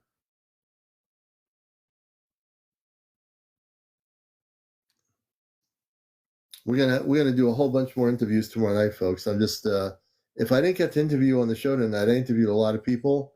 Tomorrow night at 11, we'll do it all over again. But I'm just trying to see what's going on here. You're watching Encounters, the late night spiritual UFO talk show, where you are part of the show. Brenna, thank you for the hat. I appreciate it very much. Thank you, Tahar. When I say Tahar, that's actually, there's a meaning to, for that. Tahar, Brenna. Lolo and Behold, I had an encounter. I got to do one more interview here. Wait a minute. Lolo and Behold. I'm doing one more interview, and then we're going to call it a show. Lolo and Behold, press the thing there. We're going to have you up. It's our last guest. Yes. I promise. Hi there. Hey, Lolo, how are you? Good, how are you? Good, and whereabouts are you located? I'm in Michigan, Southeast Michigan. Oh, Southeast Michigan. Well, welcome to Encounters. Have you watched our show before? I have, yeah, just a couple times, though. You just happened to pop up just now, so. Oh, good. Well, it's the best show on Earth, so there you go. So tell us about your story and what happened. You said you had an encounter. Well, I guess I said it not really thinking you would pick me. However, I did have that's what I did. Go ahead. I had an experience this year, actually, with a entity in my bedroom as well. I was kind of in that state, half between sleep, whatever. Mm-hmm. And I'm not sure if it's alien or what it is. It was a neutral experience, but I essentially was laying in bed asleep. Strangely, I'd actually said a prayer before bed because I felt an energy in the room. Mm-hmm. And I never do that. I'm not particularly religious, but I just felt the need to say a prayer, and I did. And I kind of gave it the caveat, which I never do, about it being, if it's, any beings that don't seek to harm me can stay, essentially. Mm-hmm. I kind of stated that. Mm. And I never do that. I don't know why I kind of gave it that caveat there, but I went to sleep and, I fell asleep watching something on my computer, and I woke up feeling like my hands were getting pulled apart, essentially. I had my hands in the prayer position. So my fingers were interlaced, and I've never had any sort of experience like this where I was actually touched. I've had several, encounters with other entities out there in my life. I've seen several things. I've seen some grays in the sky, but this particular encounter was very interesting because, again, it touched me. I essentially was laying there, and I felt my hands were in the prayer position. I felt them being pulled apart from each other. Yeah, physically. And I opened my eyes, and there was this thing basically hovering over me. It had a mask on. It looked like an actual mask. This is strange, but it reminded me of the guy from Saw a little bit. That sort of mask, like a clown, not quite a clown mask, but something like that, which is odd. It was like almost like a tribal sort of mask. And it had sort of, it almost had a feminine energy in a way, but it essentially sprung back off of me as soon as I opened my eyes. It was as though it was just as startled by me as I was by it. It leapt kind of off of me and then flew to the corner of my bedroom and then turned around and sort of hovered there. And at that point, yes. And at that point, I, turned on the lights and, I'm saying, oh God, oh God, oh God. And I just literally backed away from this, I'm laying down and I'm pushing myself off the bed towards my headboard, trying to get it away from me. And, so that was essentially that experience. Wow. Let me ask you a question about that. So did this being stay in the room the whole time, or did it leave? It left very quickly. It was kind of there and gone. It essentially just disapparated. It was quite strange. I've I've seen things, I've had a number of, odd sort of, paranormal-ish experiences, but I've never had something where I felt an entity physically touch me in that way. Yeah, so we stay away Ever. from the paranormal, but that's all right. We stay on the ET stuff. Right, It I sounds like apologize. that's okay. Yeah. It sounds like an ET type being that had some sort of a mask on. It did. It really, and I guess I hadn't really considered that it could potentially be extraterrestrial being, but after kind of hearing the last encounter, I just had a curiosity about it, because I've had, a couple experiences with sleep paralysis, a tall, dark being in the corner of my room next to my bed. But this, as far as it actually touching me, was interesting. And I wonder if I just sort of gave it permission in a way to interact with me. But I don't think you gave permission. I think you were like, you woke up, the being was there. At that point, you didn't really give it any permission. You didn't know what was happening until it touched you. Exactly. Right. Yeah. So you didn't give permission. It's very interesting. And I guess I had another one, and I don't want to take up all your time, but I feel like I could mention it just because I don't really have a space where I'm able to kind of discuss any of these things that have happened. Yeah. One time in particular, I was, sitting outside. I was at my grandparents' house. This was 8 years ago, maybe. I was sitting on the back porch, and this was actually, it was right after the 2016 election, actually. I ended up, I was sitting out there, and I just looked in the sky, and it was like all of a sudden this huge number of, it was about 40, I would say. That number comes to mind. I didn't count them all, but they appeared in the sky, and they were all gray sort of silhouettes. They weren't necessarily, they didn't have a very super distinct form. And part of me wonders if that's part of cloaking and efforts to not startle me. But it felt it felt like a soul family vibe. And it was really strange because I felt I couldn't understand it. And as soon as I saw all these things in the sky, I sort of thought to myself, are these, I didn't get it. I felt like telepathic communication at that time, and I wish I had written it down, but it was as though these thoughts were filling my mind. And the number one dominating thing, the only thing that I really remember them specifically saying to me, was how proud they were of me.